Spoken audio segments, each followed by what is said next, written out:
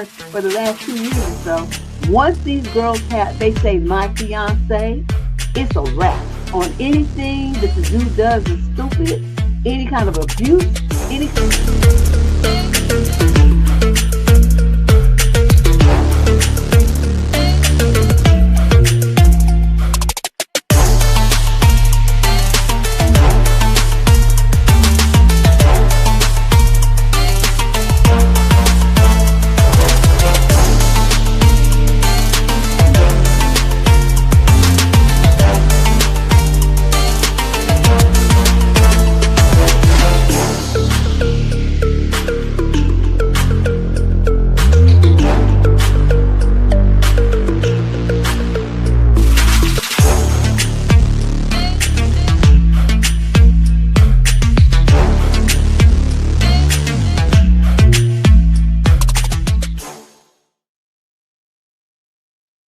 Well, hello, hello. Let me get this. Oh, yeah, I guess I'm in the middle. I'm going to just leave it like this. Hey, everybody. This is a show on Saturday for those of us who don't have shit else to do, which is me. Look at I still have bags in my eyes. Can't blame it on babysitting this time. It's just, I just stayed up too late. Hey, what's happening, Ash? Ash be beating me here. That's good. Thank you, Ash. Just so loyal and supportive. But here we are already. It's May. It's already May. Can you believe it? January. I don't remember what happened in January. February was also blur. March. I kind of remember. April. I remember a little bit more. And now it's already May. I'm like, it's gonna be December before we know it. So let's get started. How many questions do I have this time? Let me see here. Let me look at. Ooh, 28. So we're gonna be here for a minute. You guys have any plans coming up? We can talk about that later. Your plans coming up for the Memorial Day holiday? A lot of people start with their barbecuing and camping trips and stuff. So I'm nosy. I'll be looking in the chat to see what you guys got going on. Ah, okay. Yeah, I know. I'm kind of hoping that I can last that long, but let's see. 28 questions. Here we go. Question number one. This is a female, 42 to 49. She's African American from Boston. Second issue. He has significant debt from his divorce and I'm debt free. Can this work? Why would you want it to? Okay, whatever. I'm 42 and I've been dating someone, he's 45, for about 8 months. Things are going really well. And we started talking about a future together. The issue is that he has around $65,000 in debt from his divorce that happened 3 years ago. Legal fees, selling with the ex, all of that. I'm divorced too, but I came out of mine debt free. I own my condo outright. I have a savings account, no credit card debt, and no loans. I worked really hard to get to this place financially after my divorce, and I'm proud of where I am. He's making payments on the debt and has a solid job, but it's going to take him probably another 4 to 5 years to clear it completely. He's been totally transparent about it, which I appreciate. The problem is, I can't stop thinking about what it means if we get more serious. If we move in together or get married, does his debt become my problem? I'm not trying to be cold, but I watched my sister marry someone with a lot of debt, and it completely derailed her financial plans. She's still dealing with it 10 years later. He's a great guy, and I can see a future with him. I just don't know how to navigate this. My friends say, my friends say I'm overthinking it, and that debt from a divorce is different than reckless spending. But to me, debt is debt, and I'm scared of ending up in a situation where I'm back to square one financially. Could this work out? How do you protect yourself while still building a life with someone? Well, you in Massachusetts. I don't know nothing about the laws in that state. If you were in California, I could tell you, but I can tell you generally that whatever people had before they get married, it stays theirs. But since you have property, what you would want to do is consult an attorney. 'Cause don't be looking at me for legal advice or financial advice. That's not my role. I mean, I can give you some general stuff because I have, general knowledge of it, but specifics on what you should do, I'm not gonna even try to do that. What I want you to do though is take your little butt to an attorney, talk about all these issues, and ask them for what you can do to protect your savings, your home, the property that you own, and anything else that you didn't really put here. whatever else you got going on, some investment accounts or something like that, maybe. Because that's what you would need to do.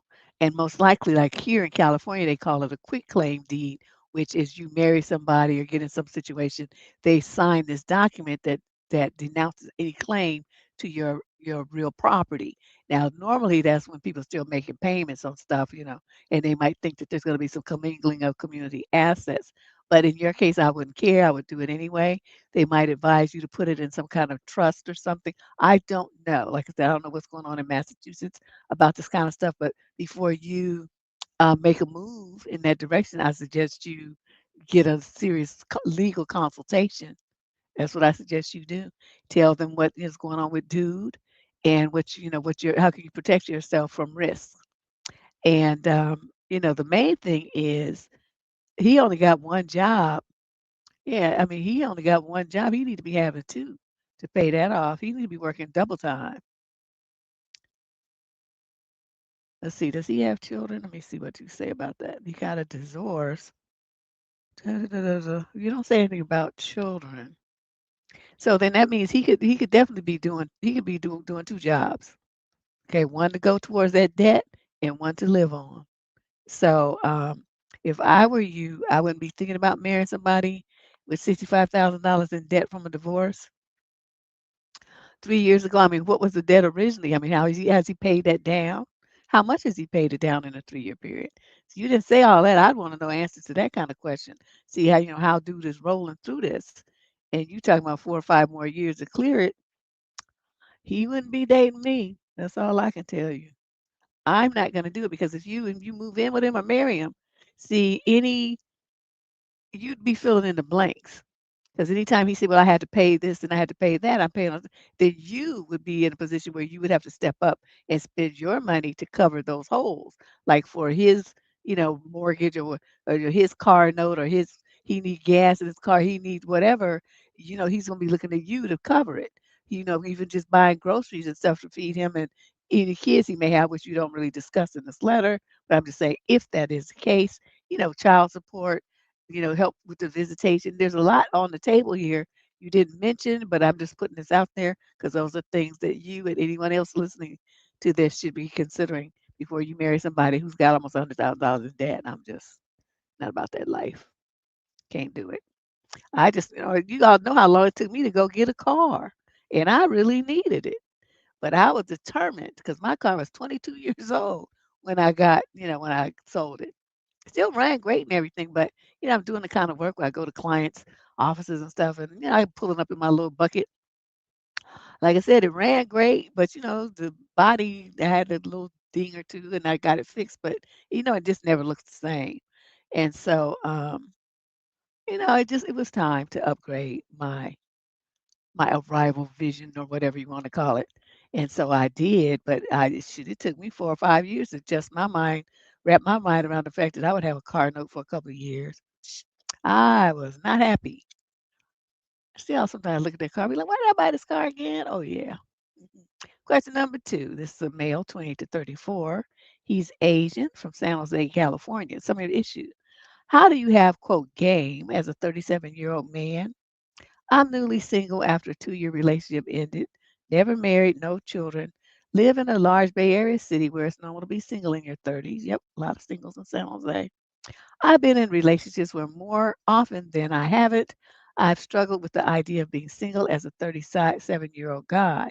The whole game is different, and I'm at a loss of what to do. Well, you was only in a 2-year relationship. It ain't that different. I'm still in okay shape. I run races and work out regularly and have a lot of muscle. But I'm 5'7" with an average face and a dad bod. I make a good amount of money. Any other city, I'd be considered wealthy. But in San Jose, it's probably better than about maybe 70% of guys my age. So I'm well off, but not rich. I haven't gone on any dating apps yet. I've only been single a couple of weeks. And frankly, I don't have great solo pictures from the past couple of years. So I'm experimenting with old school ass, going to the bars and chatting girls up. I went out with some friends for a little while tonight, and then on the way home, I stopped by 2 bars in my neighborhood to have a drink, relax, and start up some convos. I chatted with a couple of young ladies who seemed maybe early 30s. The conversation seemed fine. The chats lasted about 10 minutes each. They seemed very nice. But both ladies declined exchanging numbers. We left amicably, though. It didn't seem to be any awkwardness. They are both very nice about the whole thing. Question is, how do you game when you're this old? I guess I'm gonna guess the answer is to have great online dating profile, but online dating kind of sucks. When I was single a few years ago, it was fun, but every date kind of feels the same. And I like the idea of meeting someone naturally. I have a diet plan set up to lose some weight as well, so that should help too. But I'm kind of at a loss as to how to approach dating as a 37-year-old, as dating when I've been younger was clearly very different than now. I'm kind of embarrassed to ask you this question, but I'm not sure I have anyone else to ask. I just want a healthy relationship, and I'm very attracted to Black women, but it's definitely much more challenging to get something going at this age. Any advice that can improve my chances and or attractiveness from any ladies listening is greatly appreciated. Okay, so this one y'all would step up and put your comment in the chat, and if you're gonna listen to this on the replay, then you can put a comment in the comment section underneath the video so he can see it. I'm going to say that, first start with the body. Um, don't worry about women right now. You just got out of a relationship. You need some time, even though you might feel like you're healed and all this kind of stuff. It usually takes at least a couple of months to really, get your mind right and not be thinking about the person all the time and going places where you used to go with them and then looking at the with the long face and staring at your phone at the old text messages that you didn't delete and the pictures. You got to get through all of that grieving and closing the door stuff before you try to bring somebody else into it. As far as how you chat people up, I would have to hear what kind of conversation that you have. When you're in a bar type situation, people are looking for something fun, funny. Are you more of a focused engineer type guy? Because you don't say what you do, but you in the Silicon Valley, so I'm going to assume it has something to do with, chips and semiconductors and whatnot, unless you're like in law or something. But um, you know, women in that kind of environment are out to play, and so they're looking for a playful approach. They're looking for some guy who's going to make them laugh, who's got some humorous views on life. I'm not saying you got to come out with a string of jokes or anything like that, but even as you're telling stories or they're telling stories, you have the ability to put a humorous spin on things. So, just for example. I was, and this was in a meeting, but this is just to give you an idea. I was in this meeting and this lady was talking, and I happened to, have worked with her, on some other projects before. So, I kind of understand how her mind thinks. And she was trying to explain to the team, to this new team of people, what what she was looking for. But her words were so convoluted and so she just used like way too many words. And she wasn't like zeroing in on what it was. So you have to raise your little hand in those little online meetings. So I raised my little hand thing and they called me. I said, what I think she's trying to say is, and I summed it up in one sentence. And she said, yes, that's it exactly. And her name is Janet.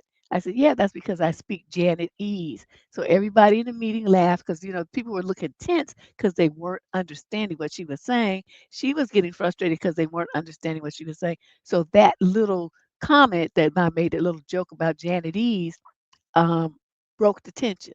And it, got her off the hook. She didn't have to explain anymore or stumble around being frustrated. They finally understood what she was saying for 5 minutes that nobody was getting except for me.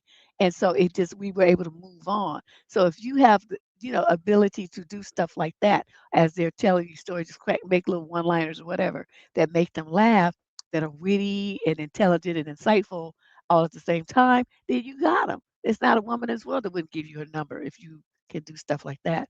Now you want to phrase it and frame it as game. You 37.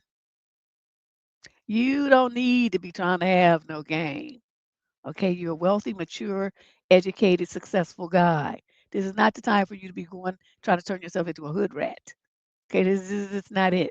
You run a game on women. You're gonna get somebody who's gonna be running game on you right back. That's not doesn't sound like you. I mean, why would you even mention that? That's so silly and immature.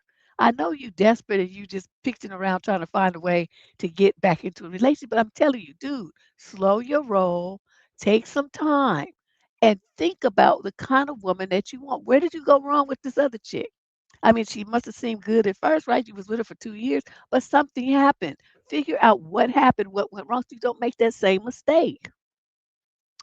Sometimes guys, and like they keep picking the same woman, and then they wonder why, it never really works out. There's something that you're looking for, something you're looking at, that you should put that on the back burner and look at something else. Okay, that's what I'm flatly going to tell you. So you think about that for a minute. You can reach back out if you want to. If you have a follow-up question, just use the same submission form. But I know because I asked you more questions than I gave you answers. But I'm really thinking that you need to refocus. Stop thinking that running around and trying to find a way to angle on somebody and game on them is going to get you what you want. I mean, it might get you somebody, but then you're going to be in a world of trouble. Write me back saying, "Oh my God, this chick is crazy. She's a bitch. She's using me. She's cruel. She's evil. She's double timing me. She's cheap talking." But there's a whole bunch of things that come with a woman that you get through gaming. You're too old for that. You're almost 40 years old. It's time for you to look for a woman and be sincere, mature, and upfront. Okay? You don't know that you got to tell all your business and all of that. But this is not the time for you to be regressing, trying to go back into some behaviors of a 20-year-old running some game on somebody. It's not the time for that. Yeah, see, and Ash said that be honest, be a good listener, go slowly, and don't be desperate. Yeah, he pretty much just summed up what I said. So that's the trick. Okay, you want to meet a nice lady, you have to present yourself as a man that she can trust, that's really going to respect her, that's going to listen to her, and that's not going to cause her a bunch of drama. They'll bring a bunch of drama and trips and stuff. Okay, and nobody wants that at any age, but especially at 40. Question number 3. This is a young man, 28 to 34. He's Caucasian from Nashville, Tennessee. Some issue. I cannot stand my girlfriend's meltdowns anymore. I am I'm looking for some honest advice because I really feel stuck. Basically, whenever something small upsets my girlfriend, it turns into an intense emotional situation. Deb, she will cry, shut down, and get overwhelmed for hours. In those moments, I try to comfort her and be there for her, but nothing I say really seems to help. The issue is that we never actually come back and talk through the original problem. It just kind of ends when she feels better, and my side never really gets heard. I end up feeling drained, misunderstood, and honestly a bit resentful. For example, recently she got upset because I didn't show her something I posted online. I tried to explain I just see it as something personal, like a diary. Not that I'm hiding anything, but she got really upset and it turned into hours of her being emotional. I confronted her the whole time, but we never actually talked through the original issue properly. Another thing that bothers me is that during these moments, she'll sometimes say things like, "I'm stupid," which really affects me. What, that you're stupid or she's okay. I'm assuming she's calling you stupid.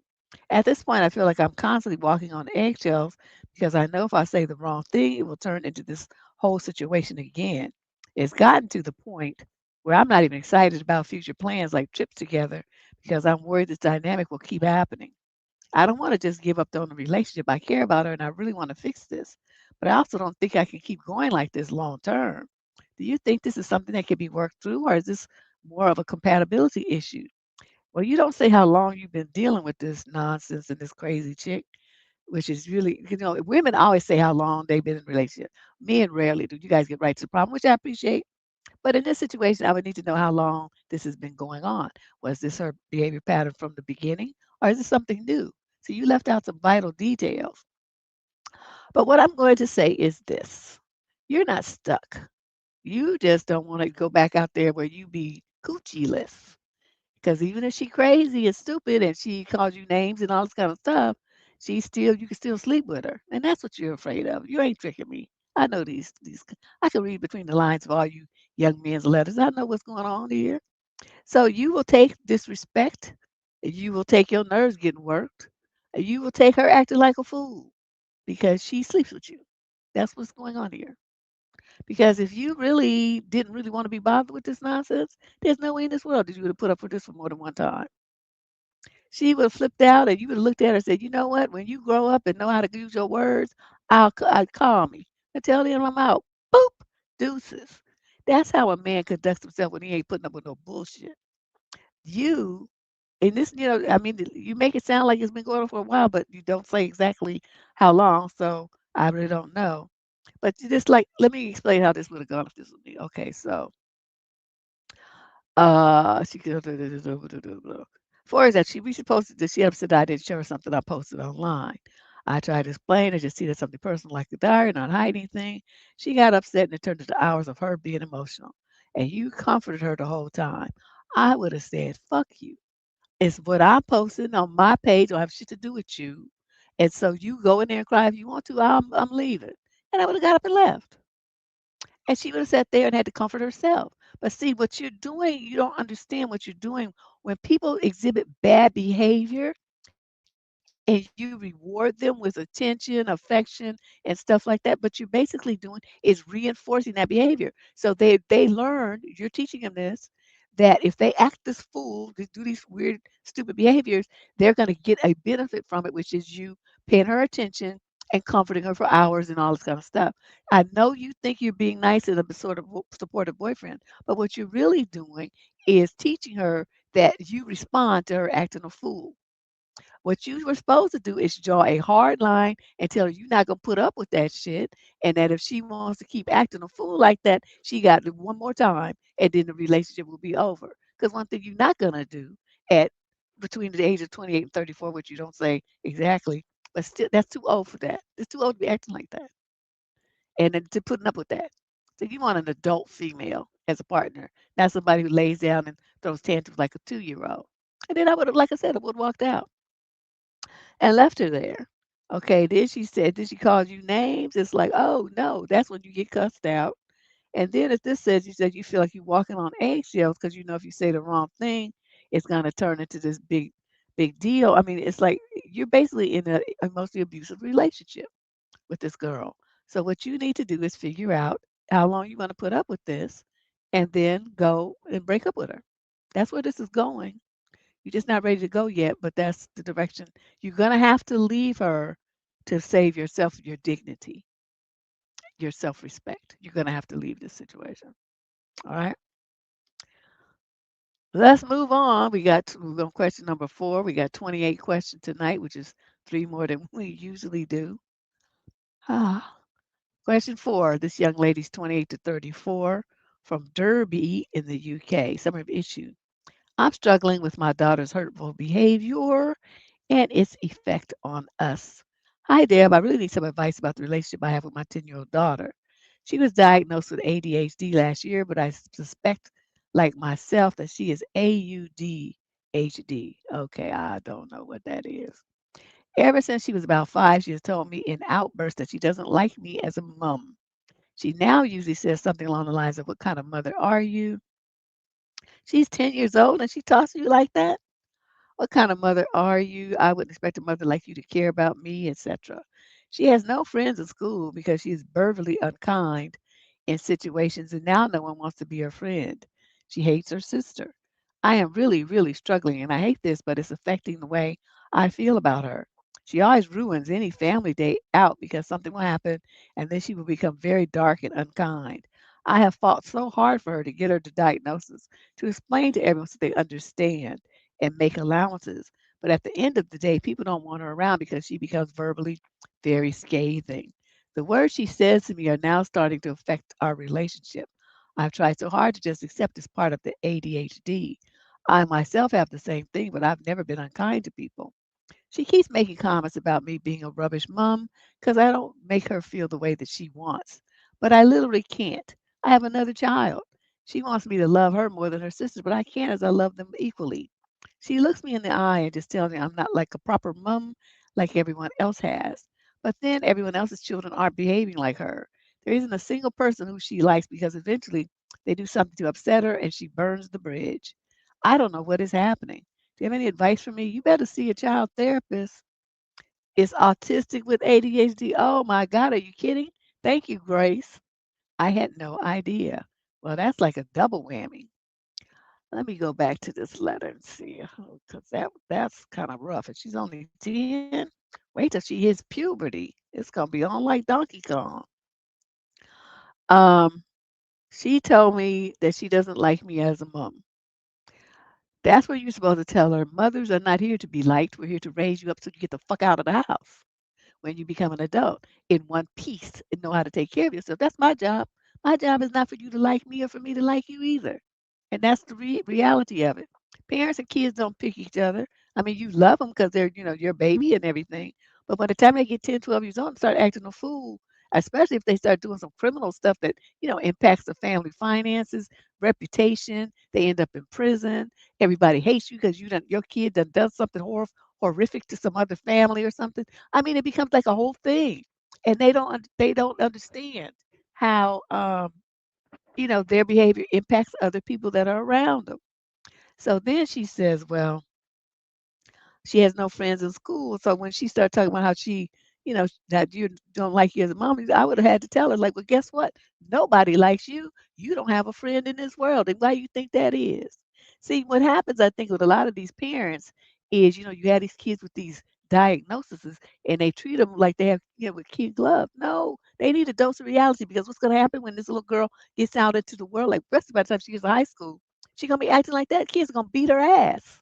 She is going to get beaten, jumped, stomped, kicked, and who knows what else because they're not going to take it. She may think she's a bad actor at 10. By the time she goes to high school and they start pulling from all the neighborhoods around there, she going to meet some kids who are much worse than her, have much worse tempers, and who don't take no mess from nobody.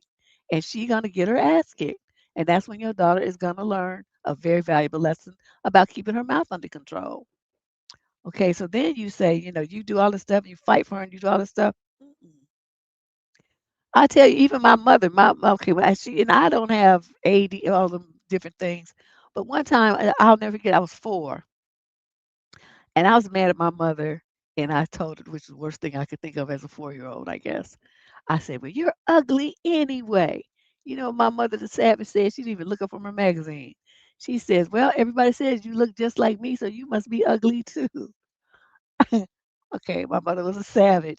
I went running down the hall, flung myself on my bed, and I never talked smack to that woman again.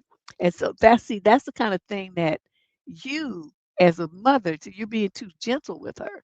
You need to give her a dose of reality. She acts a fool and just say, this is why nobody want to go nowhere with you. This is why no one wants to be your friend. The way that you act and the way that you talk to people. Have you ever said that to her? If you've never said that to her, no one's ever said that to her, she's probably, at 10, she's probably incapable of connecting the dots by herself. This is something that you need to say to her. Say, and you're going to go through your life, you're going to be lonely. No one's going to want to be with you. You're not going to have a boyfriend. You're not going to ever get married. You're not going to go on any dates. You're going to have to live by yourself and just die old and by yourself because of the way that you act. You think I wouldn't say that? I know a lot of people be like, oh, that's so cruel. Think I give a You know how I am. You be good to me, I'll be good to you. You act a fool, I'm gonna be a fool right there with you because what do? We mirror energy. So yeah, but you need to start with some family therapy because you need a spine and your daughter needs a reality check about her behavior.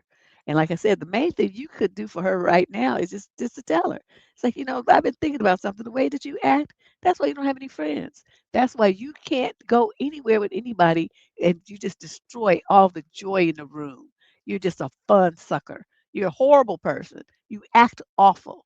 Your behavior is outrageous. And you really think that somebody would want to be with you and be around you and tolerate you.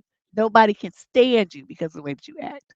And people say, well, that would be verbally abusive as your parent. And guess what I would say? I don't give a fuck. Because if you're going to verbally abuse me, I'm going to verbally abuse you right back. Because that's how I roll. So yeah, I couldn't have a child like this in my house. Let's move on. This little brat.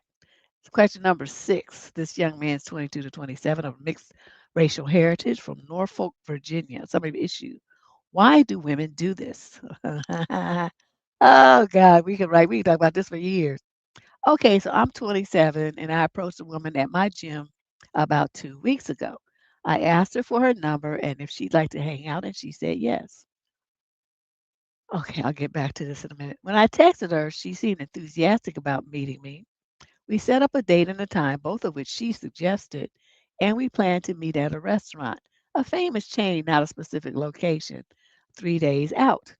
Well, the day before our planned date, I texted her to see if we were still on, and she never said anything back. I still see her at the gym sometimes, and she actively avoids making eye contact with me. This might sound entitled, but I kind of feel like I'm owed an explanation. Even if it's just a hey, on second thought, I'm not ready for all that right now, or something, you know? Maybe she has an on again, off again romantic interest. And when I asked, she was off, and by the time the date came, she was on. I'm just wondering what makes a woman interested one day and then uninterested just a couple of days later. Should I say something to her? What do you think, Deb? I think I'm going to tell you something I keep saying. Don't try to talk to women in the fucking gym. Okay? Leave them the hell alone. They're there to work out. When you start mashing women like this, like a lot of young girls, especially in this age group, they don't know how to say no and leave me alone. I'm not interested. They don't know how to do that yet. So they get in a lot of weird situations because they don't haven't found their voice, they don't have to have the spine yet. Unless they little hood rat girls, and of course they have that at 12. But a lot of these young ladies that are, more raised more demurely, they really struggle with that, with putting in boundaries and know how to handle situations where strangers approach them, where they're kind of a sitting duck, which is being in the gym is, being in the elevator is, being at work is, because they have to be there. You see what I'm saying? On the street, she can get in her car, she can drive off, she can hail a cab, she can down the block. But you in the gym, she's stuck there. She's at work, she's stuck there. So when guys do that kind of stuff in those environments, it's considered harassment. Okay, so she gave you her number, which I wouldn't have done because you were stupid and you said if she would like to hang out. What are you, 15? Grown men don't hang out. You ask a lady out on a date. Say, I'd like to take you out to dinner. I'd like to take you out to lunch. I'd like to take you to a movie and a drink. You be specific and you make sure she knows it's a date. You don't fucking hang out. You hang out with your dog. You hang out with your bros. Okay, you don't hang out with women. Dudes that say, ladies, listen to this. If a dude says, well, you going to come and hang out, automatically shut him down and say no because he's too immature. You already know that's going to be a downhill spiral because he don't even know how to ask somebody out and use grown up language, especially when they're going to go text you. Real men call women. They don't text for a date. You call her. What is wrong with you dudes? And then you wonder why you can't get nothing going with women.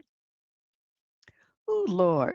Okay, so see, the day before our planned date, I texted her to see if we were on. You were supposed to call her. You have her phone number. And then you have a conversation with her.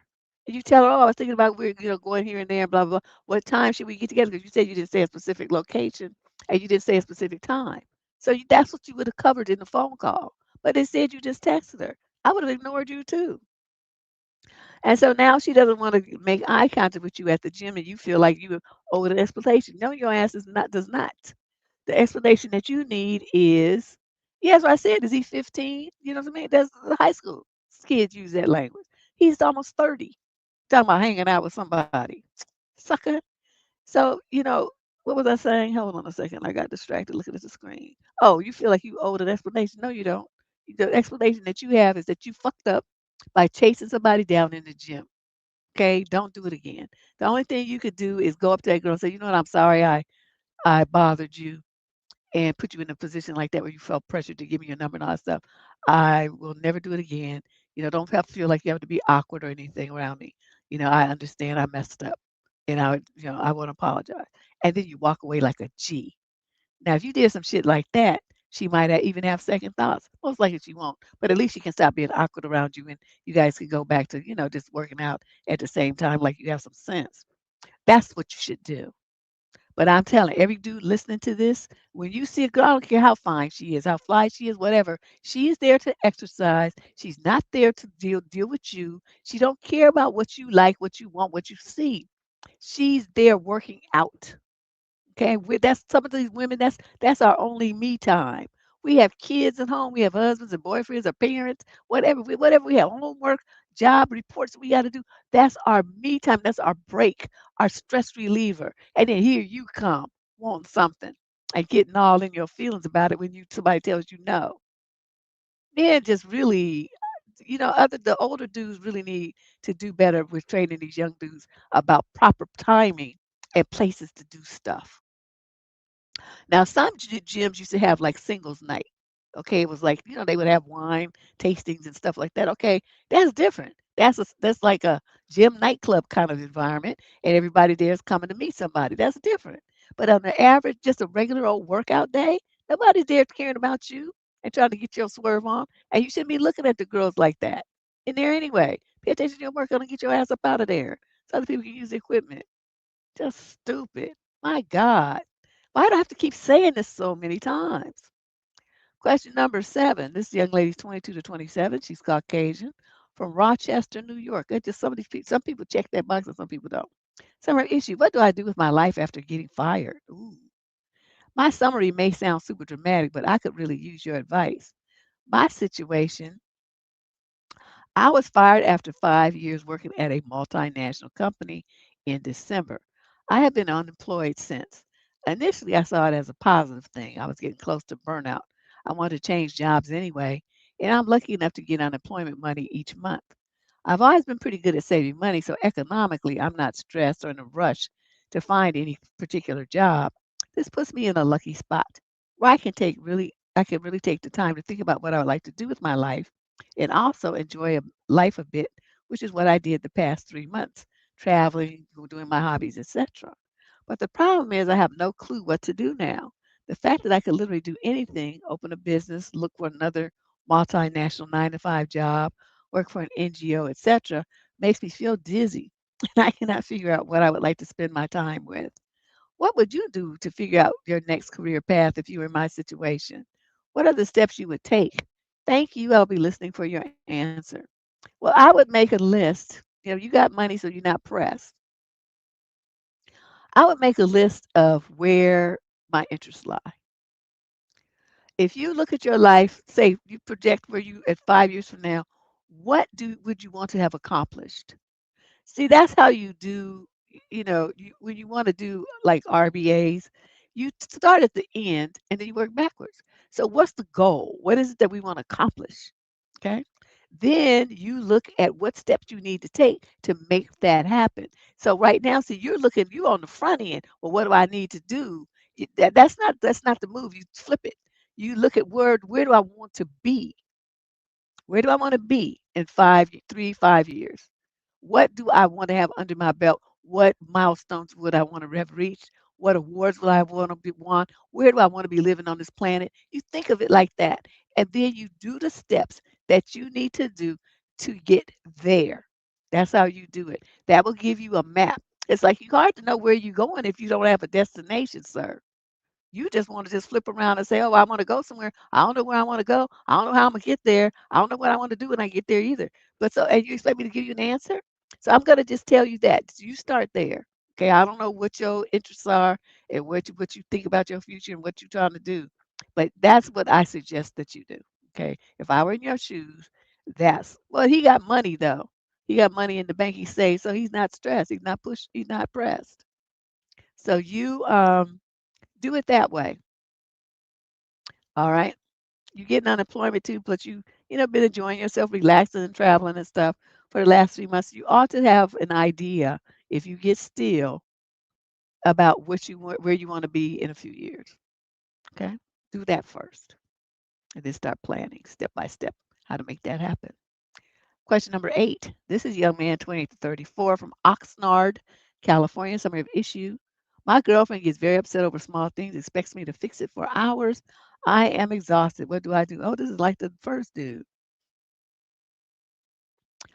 Well, these days, I don't know. People don't really care about that much, especially if you got terminated from a position. You could be looking for work or you could just been chilling. Just say, I just took some time off, if they even ask. These days, I don't think they really care that much unless it's been years. So he says, I'm really struggling. I need some outside perspective. My girlfriend is a very caring person. She pampers me, thinks about us, and I do love her. But the emotional side of the relationship is becoming really hard for me to handle. To be fair, I'll admit sometimes I can come across a bit dismissive when she tells me that she's upset. I'm not perfect, but I'd say most of the time I genuinely try to show up for her. For example, recently she told me she felt sad because I hadn't been kissing her or holding her hand as much. I reassured her, told her I care about her and love her. I tried to hug her and be present, but despite that, it turned into several hours of her being upset and crying. This kind of thing happens a lot. Small issues seem to escalate into really long emotional situations, and I end up feeling completely drained. What's really hard is that she expects me to comfort her the entire time, no matter how tired I am. She also doesn't really tell me what she needs. It feels like she just expects me to just magically know and fix how she feels, but I don't always know how. I feel like no matter what I say or do, it's never quite enough. And I'm getting more and more frustrated and honestly exhausted. But at the same time, I care about her and I don't want to hurt her. I guess my question is, what do I do in this situation? Is this something I should be able to handle better, or is this dynamic not healthy? I would appreciate honest advice, but that's the only thing you ever get here. Hante. Well, thank you, Education X. I don't give fake ass advice, not on this channel. What I'm gonna tell you, you dudes, you have the patience of a saint, because I would have been like, look, you stupid, I gotta go. But what I'm gonna tell you is, she expects you to comfort her and all this other stuff. She doesn't really tell you what she needs. What you need to do is, she's in that situation, she's having a meltdown. You say, okay, I want you to sit there and tell me what it is that you need from me right now. And if she says, I don't know, then you get up, you get your keys, you get your jacket, and you walk out the door. Now, a lot of people will probably say, oh, that's so cold. No, it's not. Again, just like I said about another letter earlier, rewarding these negative behaviors with positive, you know, reinforcement, you're teaching them that this is how to get attention from you. The best thing you can do if you have a woman like this is to, you ask her honestly. I mean, you do want to, help her solve the problem. She needs to be like a big girl and say, well, I need you to hug me. I need to talk. Just need some time for myself for a minute, and then I'll tell you.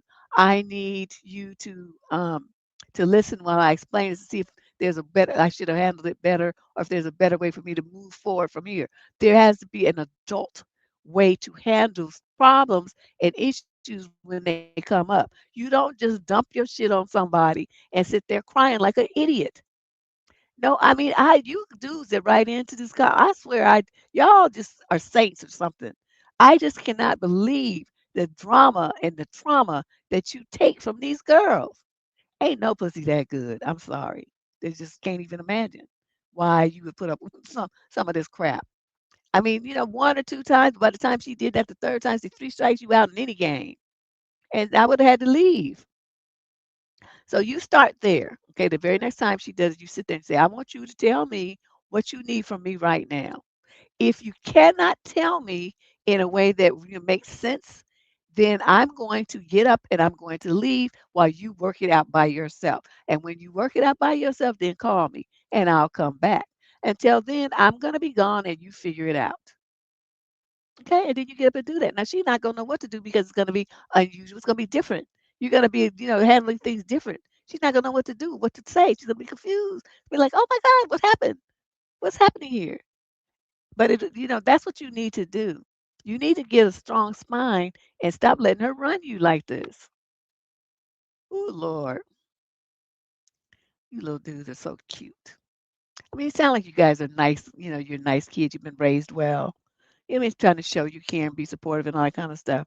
But all of that has limits. And it works well when you're in a partnership where you guys do that for each other. It should never be one-sided, where she doing all the screaming and fussing and acting a fool, and you're doing all the supporting. That's no, we're not going to do that. Question number 9. This is a young lady, 22 to 27, from Atlanta. Summary of issue. Oh shit, my boyfriend might be gay. I swear that's what it said.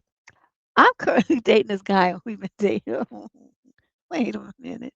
And we've been dating for about 3 months. He's nice and sweet. We go to different schools, and I've only seen each other once. I knew him before as a friend, and I honestly thought he might be gay. But you started dating him? Okay.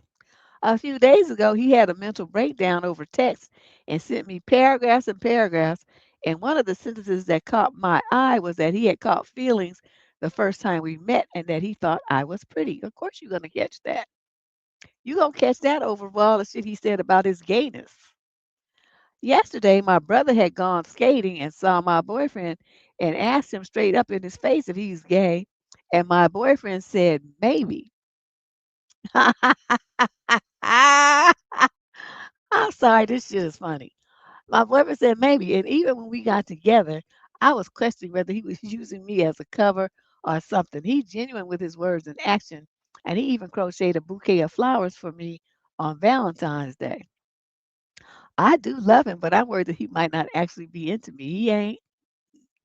Girl, I mean, okay, even if he wasn't gay, anytime you in a situation with a man and you think for any reason that he's not into you, then there's what is the point of trying to date him? Let's just start there.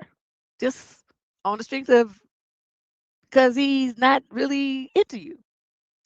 Then you got a man who's like he's gay on the under, and he gonna actually tell somebody, tell your own brother maybe when he asked him if he was gay.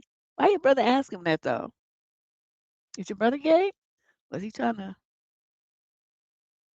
what was that all about? I can't see one of my brothers asking anybody I was dating if he was gay. But I don't know. Maybe that's a man thing. I can't call it. But girl, you knew you was questioning his sexuality before you even started dating him when y'all was friends, and he telling your brother maybe. I mean, how many more things do you need to see before you just put him over there into the gay category and leave dude alone? See, this is a shit that just have you with AIDS or some shit, and then you be wondering what happened. Trying to have a boyfriend that ain't really into girls. You better stop. Question number 10. This is a female, 22 to 27, from Jacksonville, Texas.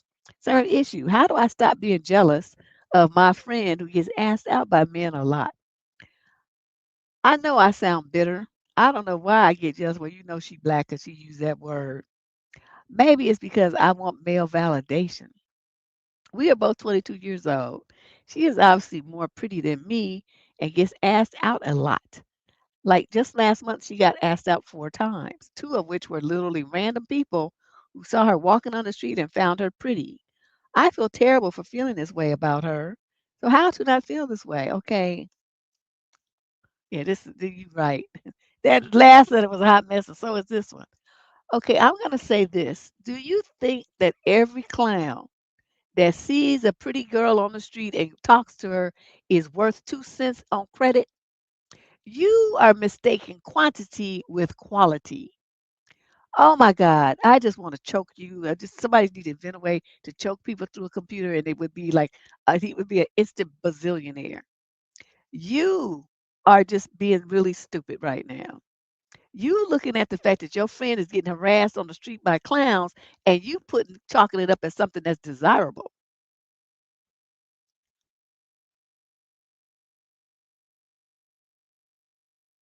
You want to be harassed too.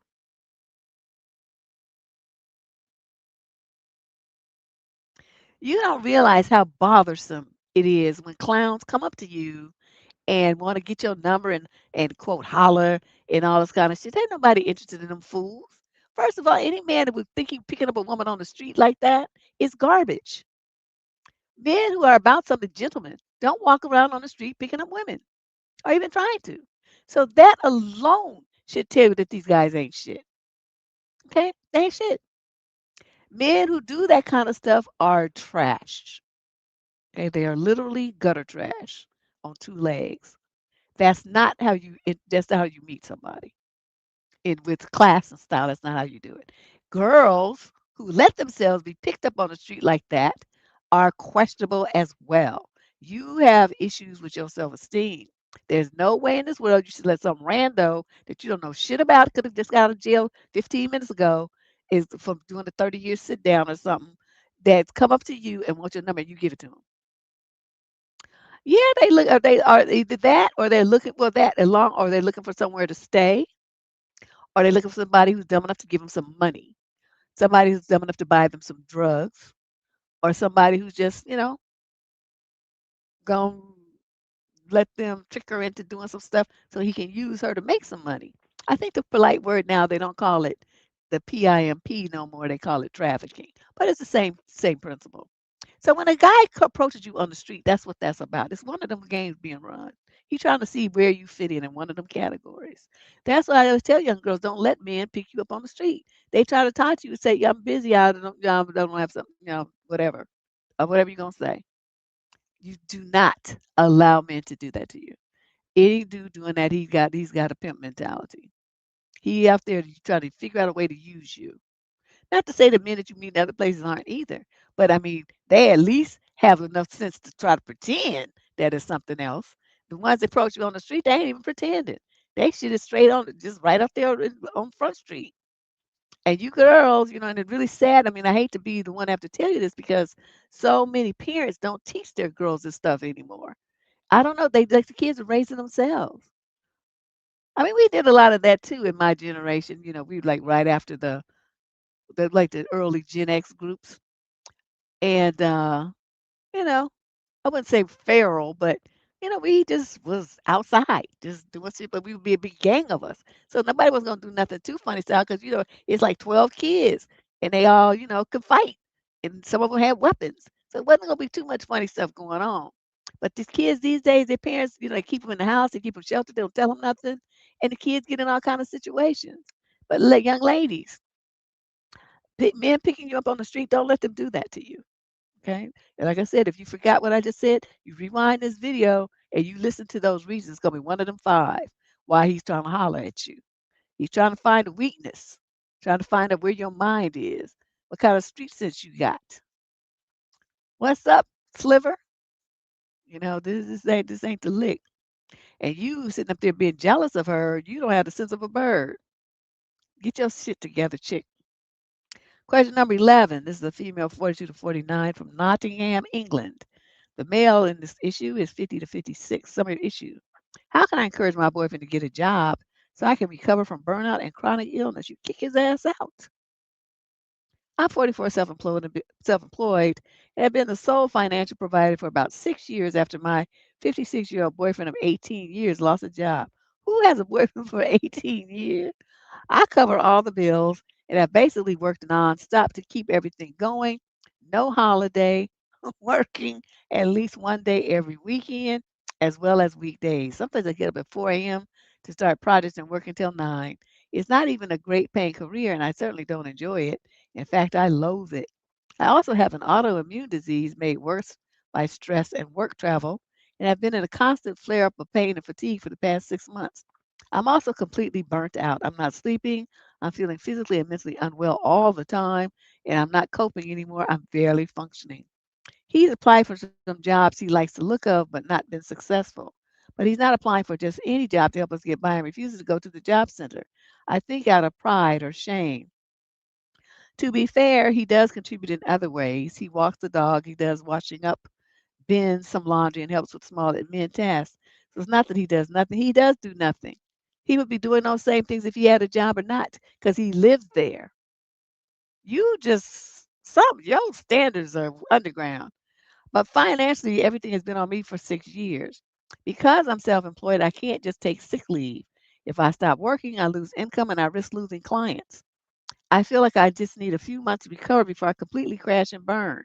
Currently, even the thought of opening my laptop for work every day makes me burst into tears as I'm so overwhelmed and depleted. I've told him I can't take a few months off to recover unless the financial side is stable, which realistically means him getting a job or contributing properly. His response was that he gave me 500 pounds this month.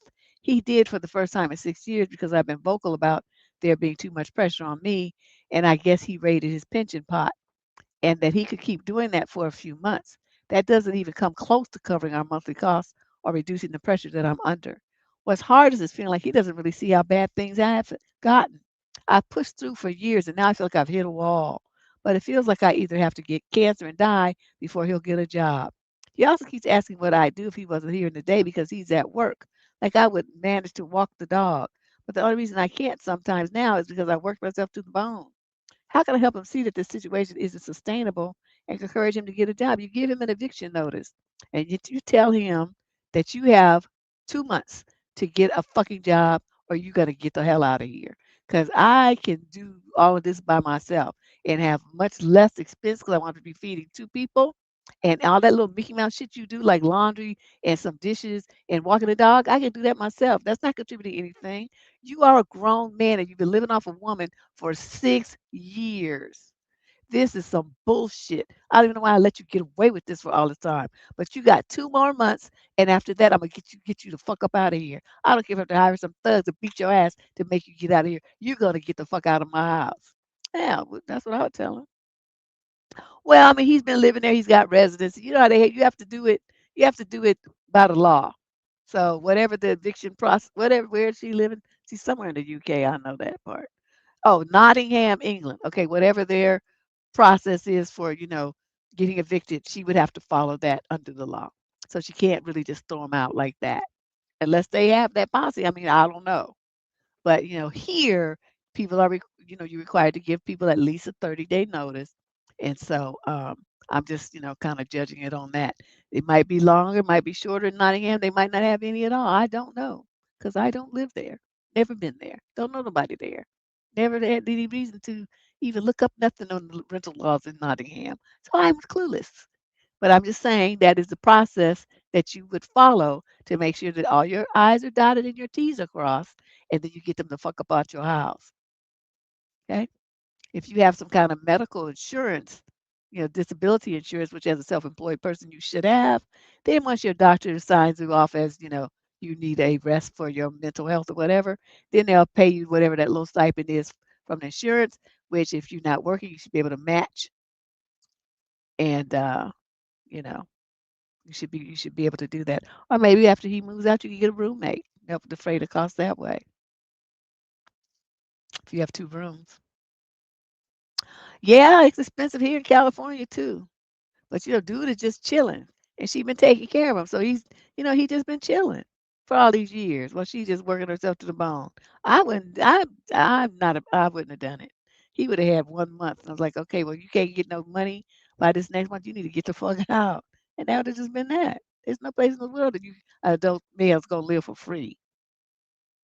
Question 12. This is a male, 35 to 42, from Louisville, Kentucky. Summary of issue. My girlfriend's breasts. Wait. Oh, my girlfriend's breast suddenly smells really bad. How do I approach this cat tactfully? My girlfriend and I have been together for 6 years, living together for four. We are both in our mid 30s. But Deb, over the past few weeks, I've noticed her breath seems quite stale and unpleasant. I was surprised because she's usually quite strict with her personal oral hygiene, brushing and flossing regularly. I mentioned it to her delicately one day last week that I've noticed her breath has been a bit sour lately. She was a bit taken aback and embarrassed, but she thanked me for letting her know, started brushing even more often and having extra strong mints throughout the day. However, the smell seemed to be getting worse, not better. Last night we were having Nook Nook, and I found it really, really distracting. Can you just imagine somebody's breathing hard and the funk is killing you? She panting out some fumes. Oh my God. But I didn't say anything because I didn't want to hurt her feelings. I'm no oral health professional, but I'm assuming she may have to go see a dentist in case it's linked to gum disease or tooth decay. Any advice on how to bring this up with her gently and without making her feel bad? Nope, I sure don't have any advice like that because Deborah doesn't do that kind of stuff. Like she would have came up to me with that funky mouth. I would have been like, God damn, your breath is humming. You need to see a doctor, a dentist, or something. What did you have? A shit sandwich for lunch? I don't know what to tell you, but you need to get out of my face and go handle that. You have some kind of infection, something's going on there. You need to go see a doctor and then go to a dentist. And after you get your medications and antibiotics and whatnot, then we can talk again. But right now, don't even stand too close to me. And you got to think if somebody got some shit like that going on in their mouth and gums and stuff, and you up there kissing her, or you guys like to share spoons and forks and all that kind of nasty stuff people like to do, pass drinks, and, sharing the same straw and all that kind. See, we never did that.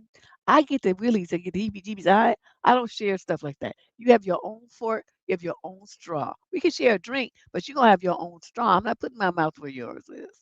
I don't know you like that. Honey, I just cannot do funk. I'm sorry. No, no pit funk, no toe funk, no breath funk. Can't do it. Butt funk, none of that. None of that. You gotta no.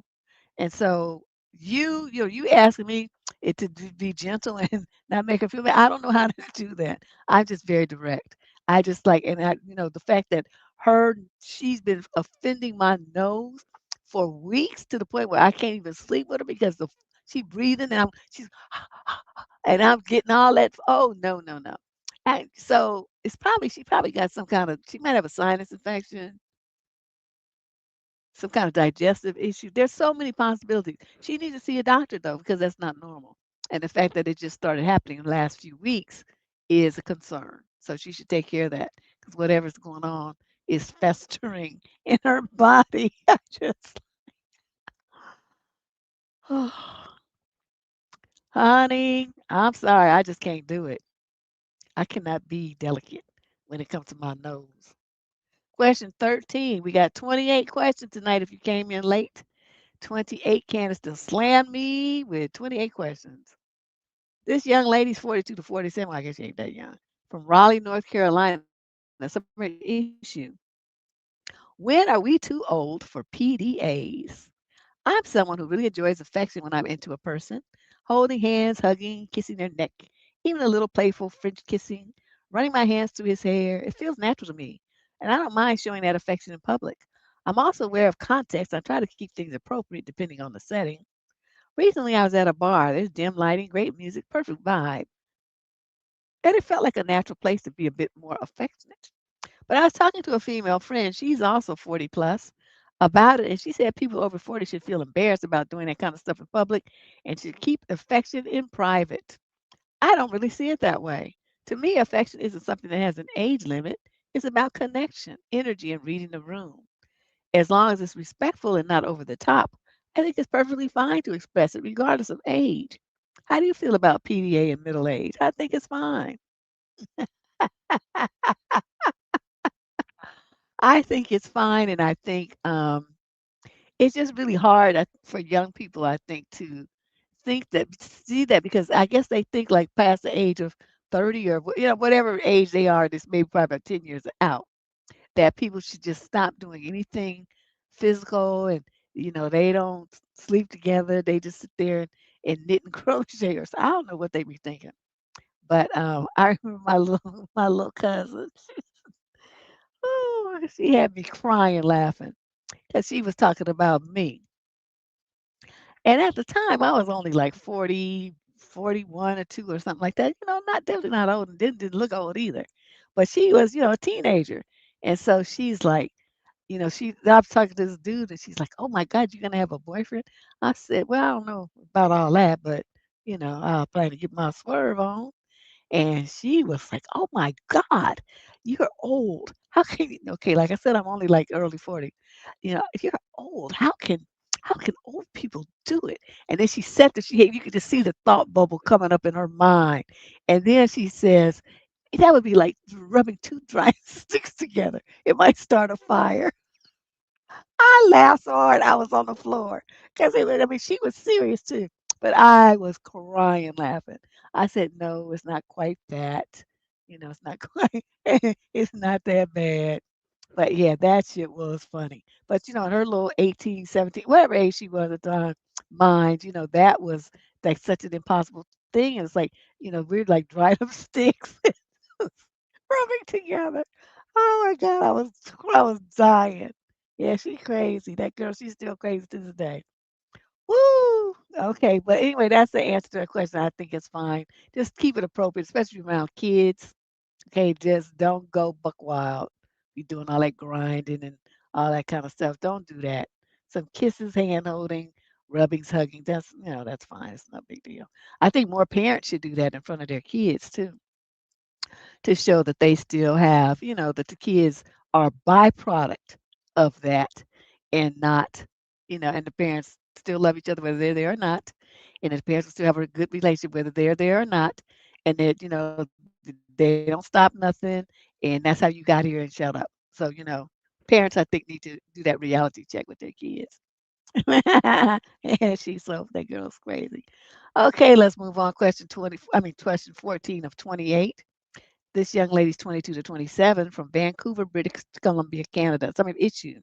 How to set boundaries with intense in-laws. My husband and I have been married for 10 years. We have two kids, age 5 and 2. We used to live an hour or so from them, so we saw them sporadically every couple of months. But 3 years ago, we moved to the same town. We've also stayed with them for short periods when we were having renovations done on our house, for example. The first couple of years, I had a couple of discussions with the in laws along the lines that I found their way of interacting with us difficult. They would ask really personal questions and give us what felt like constant, unsolicited advice on everything from how to weed the garden to how to do our finances when we should have children. Since having the kids and moving closer to them, this has ramped up so much it's ridiculous. If they thought we should have, an example, a playpen or a particular school water bottle, and we clearly said we didn't want it, they would just order it to our house anyways. When my son was 4 months old, we were at theirs for dinner, and my mother-in-law produced some baby food she had made because it was, quote, time to start him on solids. Ignored my protestations and just fed him anyway till I physically removed him from the table. Wow. Yes, it's still up there somewhere. I don't know. I don't even go on that blog anymore, but I haven't taken it down, so it's still there. They have taken my daughter to get a haircut without speaking to us first. Any parenting decision that's different to theirs warrants a long email or discussion about why we should do things their way. For context, we have described their way as the most important thing that a child is obedient. Once my daughter didn't want to eat her dinner, she had tea at nurseries already. I got a long text about how I'm letting her run roughshod over me. The whole relationship is just so much more intense than I'm used to with my own parents who live 30 minutes away and are fairly normal. My parent-in-laws invite us to dinner every couple of weeks. If we're busy, they invite us again 2 days later. And then the next day and a couple of days after that until we accept. My mother-in-law let herself into our house a couple of weeks ago using the emergency key. And I messaged her to ask her not to, thinking she might reply, "Oh gosh, so sorry, of course I won't." And that would be the end of it. She did apologize, but also asked if I could meet her to talk about boundaries. I said I don't have the headspace for a big discussion right now because all my non-parenting energy is going to something at work. But I do feel that they have crossed boundaries over the years and gave specific examples. I've since received multiple messages and emails from both mother-in-law and father-in-law apologizing and asking we can meet to discuss. I feel completely trapped and smothered by their intensity and complete lack of boundaries. I wish we'd never moved here. Aside from faking my own death and moving to Panama, just kidding. What can I do? You can get a fucking spine. Okay, let me tell you how this would go if this was me. Let me just to give you an example. Okay. You save them because they would ask really personal questions. They ask personal questions, you're supposed to say, "Why is that your business? We're a married couple. What we do is our business, it's not yours." And then they would give you constant unsolicited advice from how to read the garden. Say, "You know what? If you want to read the garden in a special way, bring your happy ass over here and do it." Or, how to do your finances. Because when you start putting up the money in my bank account, then you could tell me how to spend it. Or when we should have children. Since my womb is going to be the one carrying it, they're going to be busting out of my coochie. I would decide that, not you. And see what I mean? So see the way that I'm answering is snappy, is definitely putting up some firm boundaries, and it's checking them. You're not doing that. So you're just letting them get more and more bodacious to the point where they're taking your stuffing kids, stuffing stuff, food down your kid's throat that you don't want your kid to have. That's how kids end up in the emergency room for food allergies, getting solids too early. Babies, they haven't built up the resistance yet for that kind of stuff. Okay, so then that she's gonna send a particular school water bottle and or a playpen or something to your house. You know what I would do? I put that shit on eBay or sit it out at the curb and say put a sign on it that says free. So then she come over and ask me, I said, "Oh, I gave that away because I told you we didn't want it. And since you wanted to buy it anyway, so somebody came by and picked it up. I put it out at the curb, and that's what I'm gonna do with every single thing that I tell you we don't want, and you try to send it anyway. I'm gonna give it away. I'm gonna throw it away. I'm gonna put it in the garbage can. It's not gonna be in this house." And so then she would stop. You see how I'm doing this? You're letting you say no, but then you let her do it anyway. And so, The baby food, and she gonna give it to you. You could have picked up the baby food and threw it in the garbage can.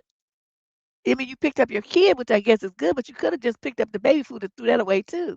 Say, I told you I don't want my kid to have this shit, and that's the fuck what I meant.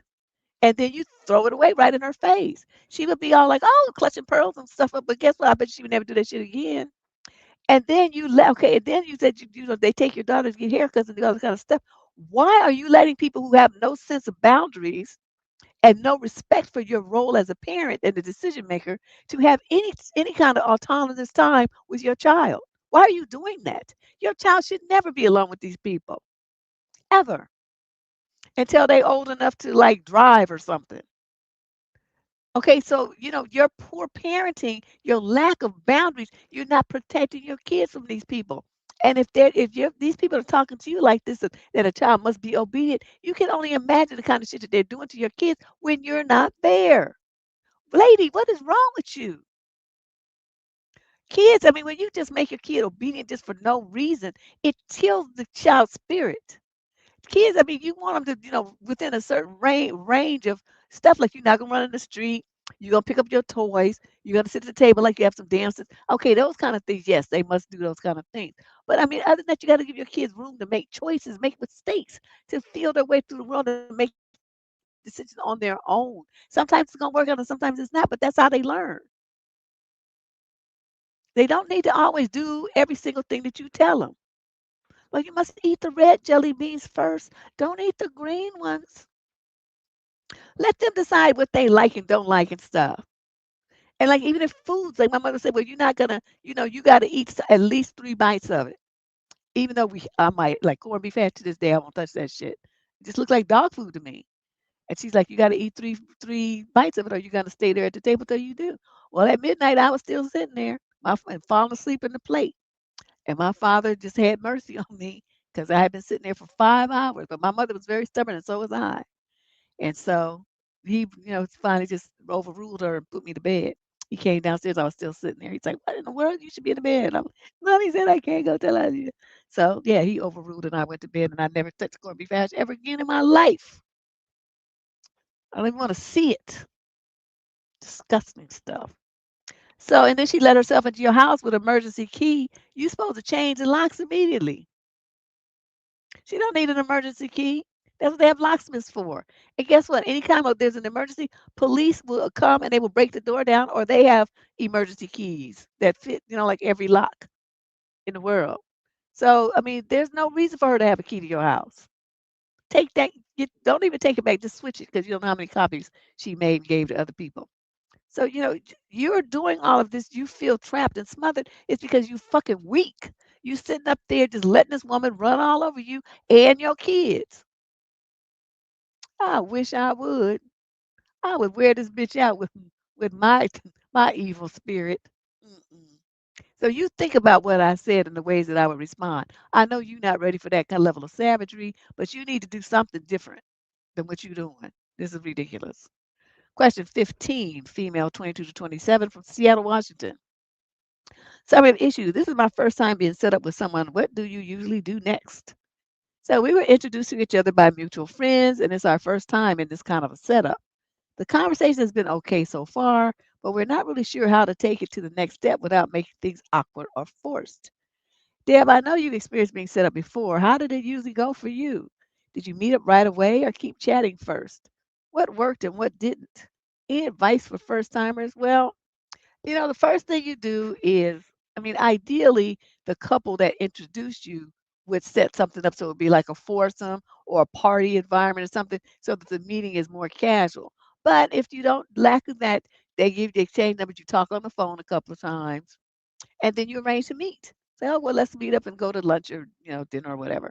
So then you go and you guys meet, and it's like, a little meet and greet just like you would do with somebody on the internet, except, you've got they're vetted because, the mutual friends um, know each of you, right? So it's a little bit higher level. You don't have to start at the ground floor like you do with the online date. So, you're a little level, couple levels higher up, but it's the same thing. I mean, you still have to get to know the person just because they know the person.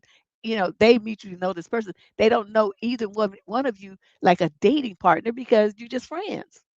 And once you get in a relationship with somebody that's romantic, has some romantic aspect to it, it's different.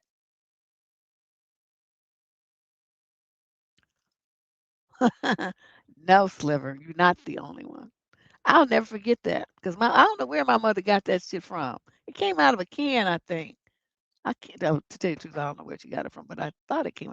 But exactly, it was on the plate, and my brothers ate theirs, and I was not touching that shit. I was not touching it. It didn't look right. It didn't smell right. And I took one little taste of it. It didn't taste right. Well, that's a trifecta of fail in my book. I'm done. I'm out. I never touched it. Mm-mm. So yeah, so being set up is not hard. You talk to people, you talk to the person on the phone, you set up a little date, you go on a date, you talk about whatever, and then you guys determine if you want to go out again or if this was just a one-time thing. That's how you do it. It's no big deal. It's not like you obligated to be with them or nothing just because your two friends introduced you. Then the friends are going to ask for a report back. You say, oh, he was really great. And, but I see it more as a friend thing or, oh my God, what took you so long to introduce me? I can see this being my future husband or something. It just depends on what the response is. Question number 16. I don't know. Groove part of you asking me an intelligent question about some shit I don't even want to look at. Okay. That's what they have the internet for. You can look up and see all the ingredients in it. Just look like waste food. Yeah, I did because we always ate dinner at 6 o'clock. It was close to midnight and I was still sitting there. So, it was around more than 5 hours. I've been sitting there. Wasn't gonna touch it. I was determined. But I was, just a kid. So I'm like, I think I was about 10 or 11 years old, something like that, young. Question number 16. This is female, 18 to 21 from Indianapolis, Indiana. Summary of issue. Who should contact who first after a breakup? What are you talking about? You broken up. What do you mean? I broke it up with my boyfriend 2 months ago. He did not send me one text or make one phone call during that time. I expected him to do so. So because I thought I made a mistake dumping him, I did get in touch a couple of times to chat. He sounded really happy to hear from me and sent long text messages that are light and humorous. But he will never initiate a text to me, but sounds enthusiastic when I start the conversations. On some of these occasions wherein I start contact, he may take his time getting back to me. Once a whole week went by. I sent a message asking why he was so quiet. He just said he was busy at work. I'm not entirely sure he is interested anymore, especially since he don't start texting first. If I never started text again, would months and months go by where he would let me go? Well, you broke up with him. You sound stupid. Are you crazy or something? What's wrong with you? We have not talked about getting back together as I wanted to build rapport over a month or so and not pressure him. Girl, you playing stupid games. You playing stupid games. Okay, you broke it off with the boyfriend 2 months ago. So when you broke it off, that means I don't want you. That's why he didn't text you and that's why he didn't call you. Because you already made it clear that you didn't want him. He wasn't good enough. That's why you dumped him. But he was polite when you reached out. He sounded happy to hear from you, and he sent some little light, humorous text message. I mean, he not to say that he hated you because you broke up with him. He probably was confused by it. So he was probably happy to hear from you, but that don't mean he gonna put himself back in a situation with your crazy ass, breaking off people and then breaking it up with him, and then saying, he didn't even talk to me. Okay, don't you understand what a breakup means? If you want to stay with him and still have text with him and conversation with him and talk to him and stuff, you shouldn't have broke up. Oh my gosh, she just sound crazy. 18 to 21, you need to get your shit together, chick. This is not how you do a dude if you want to be with him. Okay, you dumped him. And now you want to act like it's all about you and your feelings are hurt because he's not chasing after your silly ass. You sound crazy. Because my daughter, I'd probably hit you upside the head with something. Question number 17. This is a female 22 to 27 from Philadelphia. Summary of issue. Should I listen to my feelings or try to fight through this? I'm 27 and been with my boyfriend who's 25 for a year and a half now. We've been living together since December of last year and everything has been going great. He's a very caring and loving guy that takes care of me and listens to any of my concerns, and I do the same for him. We did get pregnant in January, and around 10 weeks of pregnancy, I got a miscarriage. Through all the crying and pain, he was there for me, holding my hand and giving me all the support I needed. Ever since the miscarriage, I've been questioning the relationship, and I don't know why. I've been grieving as one naturally would. But then I started thinking to myself, what if this is a sign that the relationship isn't the right one for me? What if this is a second chance for me? As messed up as that sounds, I'm just wondering if maybe this could be my an outcome, okay, an outcome of my hormones crashing, or if it's a gut feeling. I need to know, will this feeling go away? Do I look like Miss Cleo? How the fuck should I know? Please be nice to me. I'm already going through a lot. That should rub me the wrong way. I should also add I'm unemployed at the moment, so you're broke and you're trying to have a baby. I left my job to come live with him, something that he asked of me. I haven't been able to find a job since then, and that has also been affecting my mental health. Okay, so you left wherever you was with a job to come and live with him in December, and you didn't have a job already lined up. You just packed up and moved, and you ain't had a job since, and now we headed into May. And then you had the nerve to get here and wasn't using no birth control and got pregnant with no job and no money. And then you wondering if this was a mistake.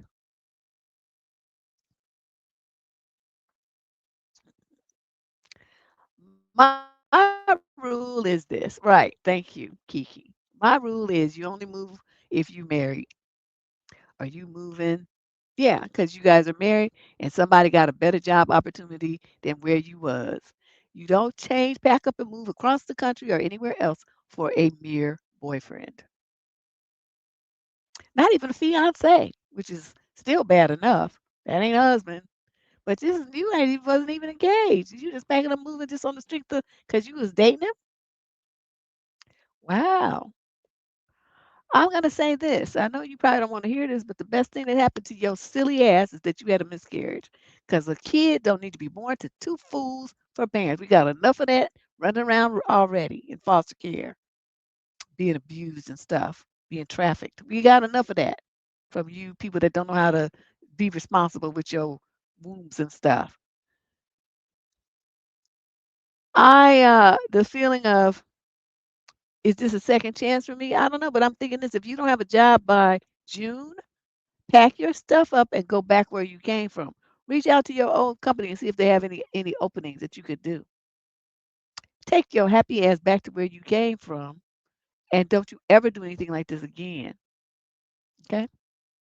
If you got to move in with your parents for a while, you get yourself situated again. Get yourself employed, you know, get yourself together. Yeah, they just a series of bad decisions and then want to be sitting up here talking about, oh, will this feeling go away? Question number 18. This young lady's 22 to 27. She's Caucasian from Albuquerque, New Mexico. The male's 28 to 34. Summary issue: when to move in together? Never. You don't move in. Let's see what stupid shit you trying to do. Long story short, my boyfriend is 29 and I'm 22. You a baby. Have been dating for a year. I had the discussion with him to move in together, and he said he did not feel ready and wanted to wait. He explained it felt too early and it had nothing to do with me or how he sees me. He said that he likes living alone and is not ready to give it up at the moment. I felt a bit disappointed, to be honest, and I'm just wondering if this is a normal reaction and am I the one rushing things? Deb, how average, how long do people wait before moving in together? Shit, I don't know. Some of these folks, shit, they be moving in like 2 weeks later, a month later, 3 months. I mean, just stupid. They don't even know each other's middle name or favorite cover yet, and they already moving in. Others, it's several years down the road. They're like more on a track of, they've accomplished some things. They got their money together and they're looking at, being on the marriage track. And this is like their first step on that track. So it depends. There's no one answer to this. And it also depends on the age of the people. The more older people who are more established and all that are more likely to move in together, and then one of them rents out their home while they move into the home of one of the others, because so it becomes an income situation. So there's no one answer to this question, but I'm going to tell you this guideline. Um, why I don't understand what you young girls perceive to be the benefit of moving in with these boys. It's like some kind of rite of passage. You see it as like an accomplishment, as a goal in the relationship. Well, we live together. You know what that tells me? That you stupid. You basing your life on some standards that some other silly chicks put together. You ain't married. You don't need to be living with nobody. You need somebody to help pay your rent and stuff. You get you some female roommates. Y'all rent a house together. Everybody have a room. You rent an apartment that got two master suites in it or something like that. You don't need to live with a man, especially one that you think you want to marry. Why would he? And let's just be real here. Why would a man want to marry you if you living with him and you getting every single thing that you got to give as a wife? You giving it to him free as a girlfriend. You sleeping with him. You having kids with him. You buying dolls with him. You buying houses with him. You buying cars with him. You there every day. You go see his family. You help take care of his kids. You do all this stuff. Ain't no ring on your finger. There ain't no marriage license in your future. Nothing.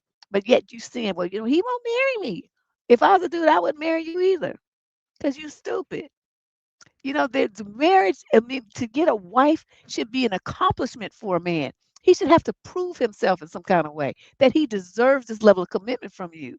That he has worked to get this kind of commitment, this devotion, this attention from you on a daily basis. To have access to you 24/7. It should be a fucking privilege. But you girls just give it away. Just like, you act like it's something that you should just do because every other dumb bitch is doing it. I know this is not a popular opinion, but I'm just telling you, just look around you.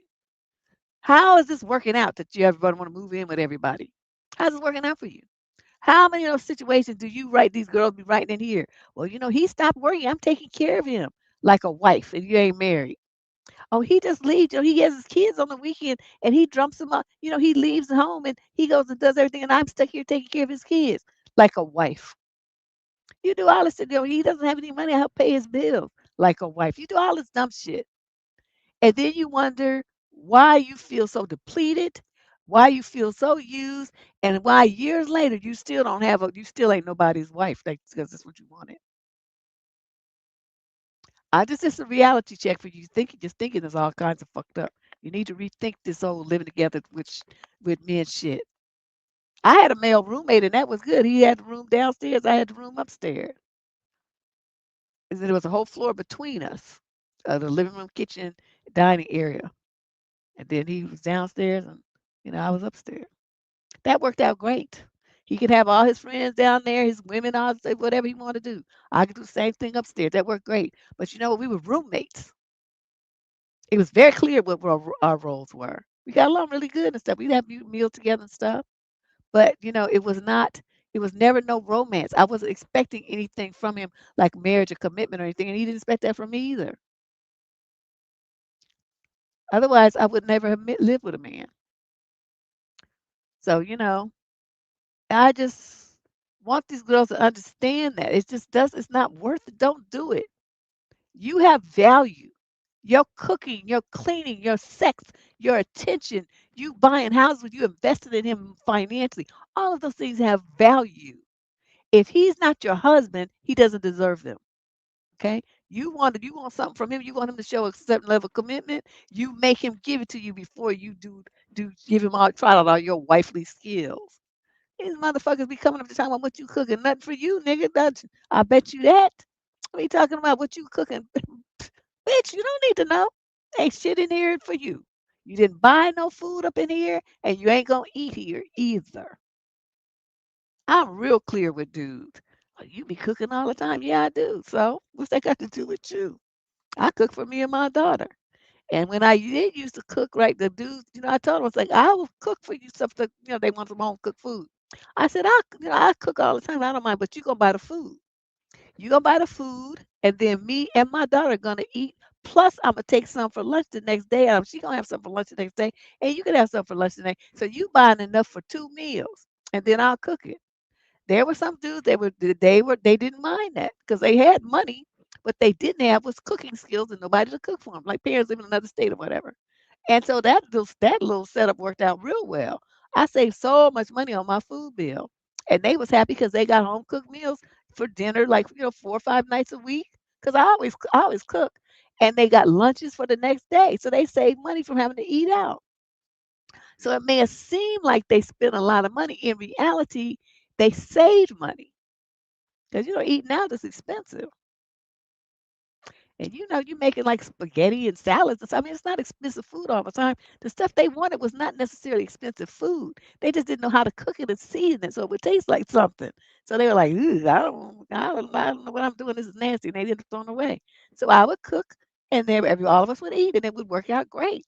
I did that for a couple of years with a couple of different dudes. It worked out really nice. So if you got a setup like that, well, yeah, you can do it. But just you trying to call it your man and all this shit, and you doing all that shit for free. I know, girl. That's my PIMP working. But I mean, it was a mutually beneficial situation, so it really wasn't that much of a pimp. Question number 19. This young lady's 22 to 27. She's Latina from San Diego, California. Summary of issue. I'm 26. And I just realized I have been people pleasing for so long that I generally don't know what I actually like, want, or prefer in almost any situation. Someone asked me what my favorite food was at a party recently, and I stood there for a full uncomfortable moment because my first instinct was to come up with what answer they'd enjoy hearing from me. Wow. It was a wake up call. I cannot tell you my favorite movie without immediately wondering if it sounds impressive enough. I cannot pick a restaurant without scanning for what the group might want. I've been doing this since I was a kid in a household where keeping the peace was survival, and now I'm an adult who has no idea what she actually thinks about anything. What should I do? You should watch that movie. What was that movie? The Runaway Bride with Julia Roberts. She was like this in the movie because she would got engaged like 6 times or something, and every dude she would mold herself to be what he liked. Whatever he liked, she would like it too. So at one point, they even something as simple as what kind of eggs she liked. So I remember there was a scene where she had like fried eggs, boiled eggs, poached eggs, eggs over easy, scrambled eggs. I mean, all these deviled eggs. I mean, she had like this whole table full of different kinds of ways to fix eggs. And she was tasting each one to see which one she actually liked, not which one the guy liked that she would eat because he liked it. What did she like? It's a very interesting that part where she's trying to figure it out. Go look for that. The Runaway Bride. I suggest you look at that, and see how she realized that about herself and the step that she took to discover who and what she was. And then you do the same thing. Okay? That's what you do. The Runaway Bride with Julia Roberts. Question number 20 of 28 questions. This is a female, 35 to 42, from Brighton in the UK. She's European white. Summary of issue. How do I deal with my husband's hygiene going forward? Trigger warning. This is disgusting. Okay. Ugh, why do I start feeling itchy? All of a sudden. There's so much more than what I wrote below, but I need your advice on how to deal with this going forward. Oh, y'all, I just really don't know if I'm ready for this. Okay. My husband has a hygiene problem that I am struggling to deal with, and I'm sick of having to deal with it. I want to make it clear that before I tell you the next part of this, he has been like this for a long time. This isn't a new thing, but his medical situation has now exacerbated things.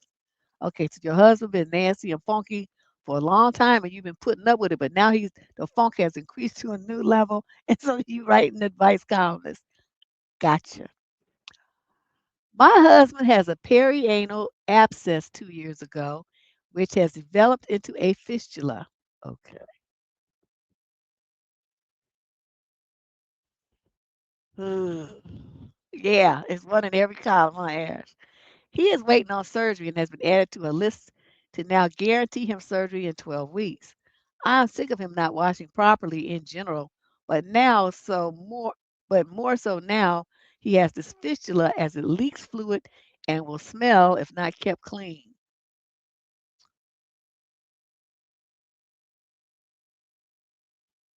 I've gone into the bathroom this morning and he has left a face cloth he has used to wipe his bum on the sink with streaks of shit on it.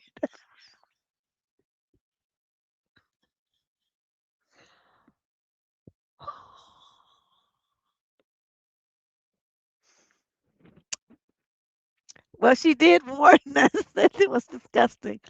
Okay, I hold on a second. I'm scared to read some more. He didn't have a shower last night either. He has also not brushed his teeth.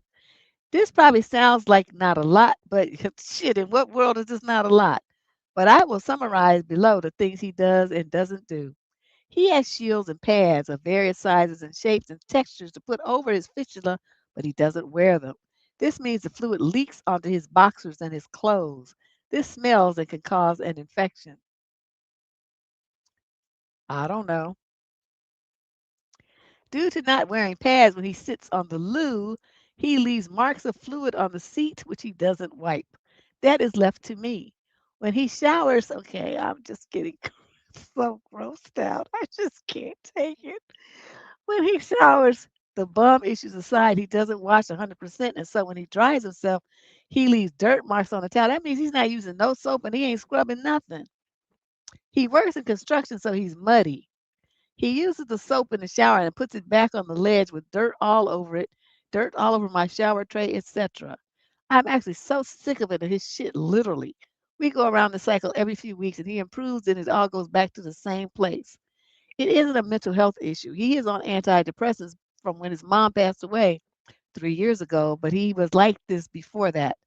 I have sent him a message today regarding the cloth and saying it's either a mental health issue or he is a lazy bastard. I said if it's the latter, it stops today. If it is mental health, he needs a medication review. I know with that last part, I sound like a heartless cow, but I'm at my wits' end. Advice for me, yes, set up a hose and one of them old fashioned bathtubs like they used to use in the old West in the backyard or your garage or on the side of the house or something, and that's where he's gonna bathe from here on out. He gonna have to stand there and pour water over himself that they used to do in the olden days. He would not come in my house, and you gonna go outside and use the bathroom too. You know they have them porta potties.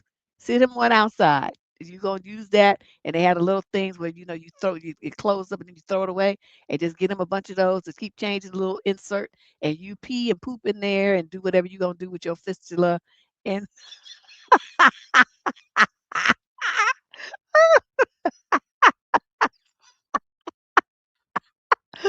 you know I don't even know what to say. This poor lady. Yeah, a car. Oh, there you go, Kel. Just hose his ass off at a car wash. There you go. That probably would help clean all them things, issues he got. But she said he got 12, she got weeks more to go before he can get to surgery. They might not do the surgery because he's gonna come in there too nasty and they risk of infection. Oh my God, this is just the grossest letter that we've gotten. And I think this is the grossest letter for a long time. I just can't think of anything that was less gross than this. I don't know what to tell you, girlfriend, but that would be my advice. Make him bathe outside and make him use the toilet outside until he gets either does better and get him a whole set of like disposable towels, like those kind. Yeah, so once he uses them, he throws them away. I would not want those towels with that stuff in them in my laundry with my other clothes. Oh no, no, no, no, no, no, no. You're not putting it in my washing machine either. That shit's going in the trash in the biohazard waste bin. You can get those because they use them in hospitals. You can have them drop you off one and put all his little biohazard shit in there. Ugh, I'm so grossed out. I feel like I'm itching. Just like it's so nasty. Ugh. Yeah, ass things send them to the car wash. That's about the best solution. Question number 21. Ooh, can't wait till you move past that letter. Woo. This young guy's 35 to 42. He's African American from Oklahoma City, Oklahoma. Summer issue, fighting over finances. One of my best friends of more than 10 years asked me to loan him $4,000. He said it was urgent because it would affect his daily life and his kids. Throughout our friendship, we've helped each other during difficult times. However, my partner and I are currently facing financial problems ourselves, and I'm chronically ill, so I can't work. I told him I would ask my partner if we could lend him some money. I also asked how he planned to pay us back. He completely flipped out and said that was none of my business. Oh, so you want $4,000 of me and my money? You ain't gonna tell me how you gonna give me my money back? I told him I would ask. Oh wait, he completely flipped out and said it's none of my business that I was stabbing him in the back, and that I was making him feel like a beggar. I realized I may have overstepped with that question. No, you didn't. And told him I mentioned out of concern, especially because I know he has been struggling financially. He didn't care and kept calling me a backstabber. I still offered to help, and he accepted, as did my partner. He agreed to take the help, but I told him 4,000 is too much for us right now. But he can borrow whatever he needs from me, and that my partner is willing to give him some money too, and seek help from his connections. I asked him if he could stop by our house tomorrow so we could make an agreement. But the next day he blew up my phone saying I was never a real friend, that I treated him like a beggar, and that my partner's finances were also his business because we are friends. Wow. He also said that he had done much more for me. He also went and asked my parents for cash. Deb, I've never seen him like this before. It's like he's a completely different person. What should I do next? I wouldn't give his ass shit. And your parents, you make sure they understand that they're not to give him anything either. Because then they'll be setting him up them for elder abuse, elder financial abuse, and that is a crime. And if you contributed to it by knowing that he's doing this kind of stuff to your parents, and you don't run interference, that makes you a contributor to the nonsense. Okay, so you tell this guy, even a bank, even a dealer, the what you call them, loan shark. Every single person who gives you money has the right and will ask you for a repayment schedule. They will tell you when they want their money back to loan shark. So with a bank, every month on the 15th, you pay this much. And, I mean, everybody has, that's like a part of borrowing money. You don't just get money with no kind of commitment about when you're going to pay it back. Where they do that at? So the fact that he's asking this kind of stuff to you and the way he's behaving, it leads me to think that he's on drugs.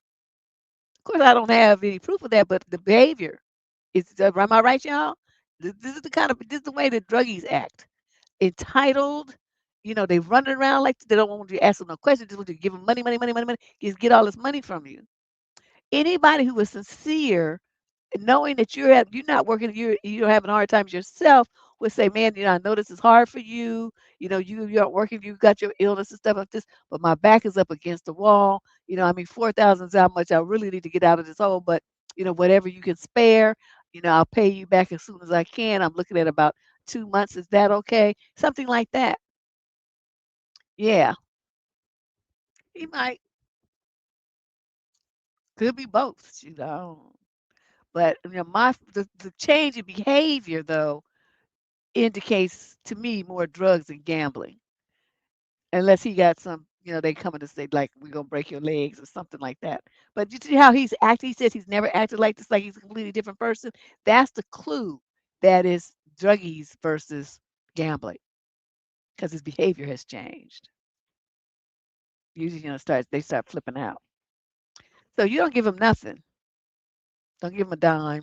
Just let him figure it out. Question number 22. This young man is 22 to 27. He's African American. Oh, well, he's just black from the UK. Summer issue. I need advice on how to cope with rejection and low confidence. After keeping my feelings about her to myself for over 2 months, I finally confessed and I got a no answer. I was already expecting a no answer, and I thought to myself that it won't be that bad. But now I feel crushed, borderline heartbroken. What's worse is that she's my classmate and we'll meet for a few times more until the end of the semester, which could be awkward. I know I'll feel better as time goes on, but I also feel like being an undesirable person, as this is not my first rejection since my last relationship, and so far my success rate is zero. I expect some listeners to suggest get a therapist, but I won't have any appointments until fall semester as the university's counseling office is wrapping things up for the remainder of the spring.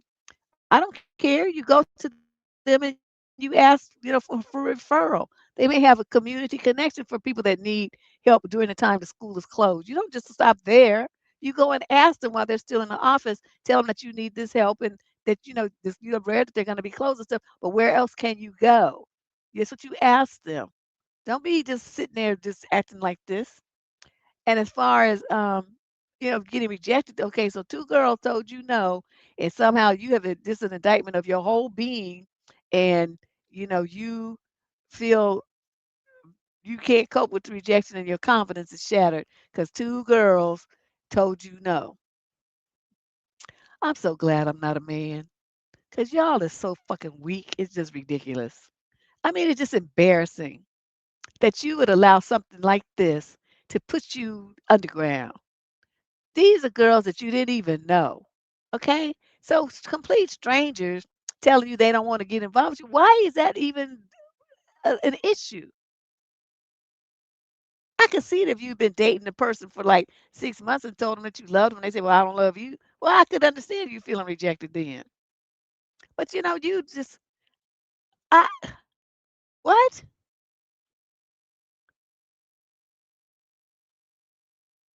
I don't even know what to say. But I'm going to say this. Yes, you will feel better as time goes on. But the main thing that you need to do is understand that no, it's if you dudes go into this thing where they ask women out with all these expectations. You expect her to give you what you want. When you don't get what you want, you take it personally. Like it's something wrong with you, instead of the fact that this is a person with choices, who has options, who wants certain things. I'm not on that list. Okay, it's that simple. It's just that simple. You're not on her list. You're not on her radar. So what? There's 50 bazillion other women that who's probably looking at you and you're not paying no attention to them because you're busy looking over there at somebody that don't want you. Most of the time, guys have women in their circle who are admiring them, but you guys don't notice it because you have a certain type that you turns you on and makes you dig hard, and that's the only kind of girl that you look at. You don't even see the girls who are looking checking for you. And so when I get letters like this, and guys, they I already know you in that age group where the little girls are looking, they're not gonna do nothing, but they're looking at you. What you have to do is sit back and pay more attention to who's looking, who's checking for you. As you walk in, what girl's checking you out? When you sitting in class or at the cafeteria or sitting in the quad and stuff, what girls are looking at you? What girl do you see all the time walking by you who smiles at you? Pay attention to that kind of shit. That's the girl that you ask out. You little idiots. These are kind of things, daddies used to tell their sons and stuff, but now the daddies ain't around. So I don't know who's telling. They just confused. But that's how you tell. You use your fucking eyes and your mind and pay attention to the girls who are looking at you. And the girls who are checking at you and grinning at you and stuff like that, those are the ones that you talk to. Those are the ones that you ask out because she's interested. Now, she might not be as interested after she gets to know you, but it's still, she was interested in originally. And so you have an opportunity. Now, what you do with the opportunity, that's where you gonna be fucking up. But I can't help you on that. But I'm just telling you how to check around the environment that you're in and see who's checking for you, and that's who you go for. Yeah, he probably don't, but he don't. But he needs to though. He needs to get some therapy, for at least for a couple of sessions, so you can understand that the world don't revolve around you. Okay, everybody ain't gonna be your flavor, and you're not gonna be everybody else's either. So just like you can reject a girl because she's fat, short, too wide, wrong race, hair's too short, nose too big, whatever, they can do the same to you.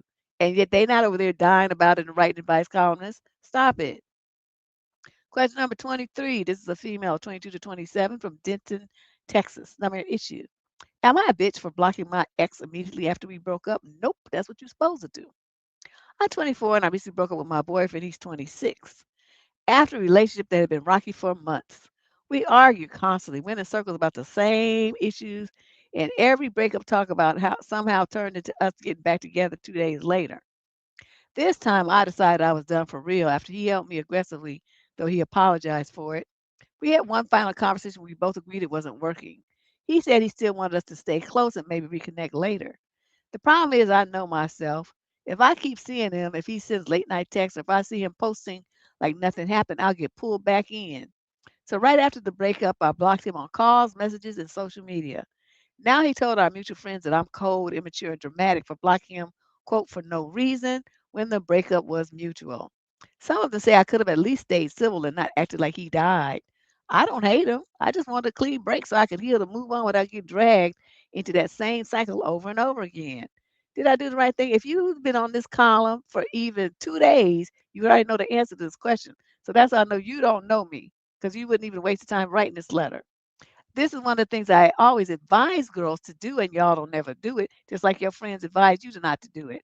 When you break up with someone, especially after this round and around stupid circle relationship that you was on, You block them. You do that to protect yourself just like you did. You do that because you already know they're gonna be trying to get to you. They want, even if they try to hit you up, they just want to tap that ass and jump into bed with them long range stories about, well, remember when, and why can't we, and I miss you, and all that old shit there. You protect yourself from that kind of stuff, especially if you know you don't have the mental fortitude to handle it. Like my exes, I could have them on the phone. I could talk to them and laugh to them and everything and call them all kind of names and cuss them out and everything and hang up and just be fine. But do I want to spend my energy like that? No, I don't want them to have any access to me, because having access to me is a privilege that I have hereby denied them. Okay, you don't get to talk to me. You don't get to hear my sad jokes. You don't get to enjoy my witticisms. You don't get to hear nothing about what happened to me and what I think and what I feel. Nothing. You don't get to have any interaction with me. You're being cut off, sir. And that is what a breakup is supposed to be. You don't talk to them. You don't text them. You don't let them text you. You don't let them Snapchat you. You don't let them email you. You don't let them message you. They do nothing because you've cut through all avenues of communicating to you off because they don't fucking deserve it. That is what a breakup is supposed to be like. Oh yeah, all their friends, family, everybody. Anybody that you made the mistake of friending on your social media that's connected his ass, you block them all. So yeah, you did the exactly right thing that I advise all people to do. You just happen to do it. Thank you very much for doing the right thing. Question 24 28. This young lady's 35 to 42. She's black from East Los Angeles. What? Males are also 35 to 42. Some of issue. My boyfriend wants to move in with me to pay off his debts. I bet he does. I hope you ain't stupid enough to let him do it. I'll try to make this short. Thank you, Jesus. We've been together for 4 years, and he's always financially struggling, despite having $250,000 sitting in crypto that he won't touch and until the next bull run. We have great chemistry, but I have way more than him financially. He's always crying about debt and not having enough money and wanting a change for his life, but the only change that he has done is work extra hours at work while I'm doing multiple things to gain income, not including my job. When I met him, he was $25,000 in debt. Now he's 50,000 in debt, and says he wants me to move in with him to help pay down his debt. He says he wants to pay it all off in a year. And when I asked him what's his game plan, he says it's me moving in to save him money and me renting out my 3 homes on Airbnb. He has a son, and most recently, when I've gone over to his house, it's messy and cluttered. And he says it's busy because he's so busy working, he has no help. I have a son too, but I have a feeling that this is greatly going to benefit him, as he'll have live in help to cook and clean while also paying his debt down. He makes $5,000 a year more than me and says that when I move in, we'll live off one income. And I'm like, how, when you're barely making yours on your own? It's your income you're going to be living off of. You don't get it? I live very comfortably because I live below my means. And before he realized he was in so much debt, there were Amazon packages and purchases made just because they were on sale or was something he absolutely had to have. By the way, I'm 41 and he's 36. Oh, he's young to be stupid like this. I want to break up at this point because all I see for my future is helping him struggling and no real benefit to me for here in the long run. What do you think, Deb? I think that would be a very smart decision to make, because his goal is to have you come in, pay his bills while his money goes towards his debt. So all the money that you're paying in your place, he wants you to pay it at his place, so he doesn't have to pay rent, lights, bills, and buy the food and stuff. You would be doing all that. You also have to consider this. You would be moving. He has a son and you have a son. Do those kids even get along? Is there enough space for your son to have his own space in that house? Or would he have to share with his son? There's a lot here that you haven't even mentioned. I mean, besides the money thing, you got to talk the part about the comfort level of your child. Why would you move into a situation to help some broke motherfucker and you doing well by yourself? Let him deal with his own drama. He got a kid. He could go and do his own. Get himself a second job. He could sell that crypto. Even if he sold it at a loss, I mean, it would go a long way towards, eradicating his debt. Even if it was half price, he'd have $125,000 and he could go and pay off his debt. But he don't want to. He want to use you to pimp you for your money, your cooking and cleaning and stuff, and then get himself out of debt and still have his $250,000 in crypto too. No. No, son, there's no benefit for you, and you at 41 should have better sense to even think about this. As soon as he brought that shit up, you were supposed to tell him, oh, no, that's absolutely not going to happen. I don't mind fucking with you and stuff, but I'm not investing in you financially. Your ass is broke. Well, I'm not doing that because I want my son to have, when I croak up out of here, I want my son to have a legacy. I want my son to have some solid financial standing. Now, what you going, your kid gonna have some useless crypto. Yeah, I mean, she done obviously told him because she talking about she renting out her 3 houses. So yeah, he already, she got a big mouth. And just went and told him. I said, I'm with you. I would never tell if I had rental properties, like I would never tell a man that I was married to, that I not married to rather, that I owned anything. It's not his business. Even the house that I lived in, I don't own this. It's my uncle's. I just rented my with my uncle. Rented from my uncle. I don't care what I'd have to do. But he would never know anything that what I owned. It wouldn't be his damn business. Especially in LA. Now I'm gonna tell y'all, California dudes are just a different brand of trick daddies. They just every game in the book for how to use a woman's resources, they know it. You can't even let them come in your house and eat nothing. That's why I said if they want to eat in my house, they're gonna bring all the food. And they're gonna bring me some wine too. That you just cannot. These dudes, I mean, it's like they come out the womb with the mentality to try to pimp some woman. So you got to be real careful out here, and I'm assuming it's the same way in other places as well. But she in L.A., that's like the land of pimpdom. I just don't even know what she's even thinking to entertain some shit like this. Question 25. This is a male, 22 to 27, from Dearborn, Michigan. Summary issue: would you judge a date for using gift cards? I'm mostly looking for female perspective, which is why I wrote to you and the squad. I'm thinking of asking a girl out soon, and I intend to take her somewhere fun, kind of like a Dave or Buster's or something. Maybe it's just because I've been watching Karate Kid a lot lately, but I think it's a fun idea. Well, it is fun. Anyway, I can get discounted gift cards through my job. I just want to be practical and save what I can. I can barely afford to date anyway, to tell you the truth. Is this a bad look? Am I overthinking? Would any of you ladies even notice it or care if a guy used gift cards? Well, this is how you get around that. And because you might run into somebody who cares. I mean, I'm having fun. I ain't paying for it. I don't give a shit. But I'm going to tell you this. A lot of women would have a problem with it, but this is how you get away with it. You get them from your job, right? So you can say, oh, I won this in a contest at work. So let's go spend it. Let's go use it. Right? There you go. Problem solved. You got them at work. So that part's true. Now, how you got them at work, she don't need to know them details. Just lie. It's not like she gonna find out, and it just keeps you from having a bunch of extra drama.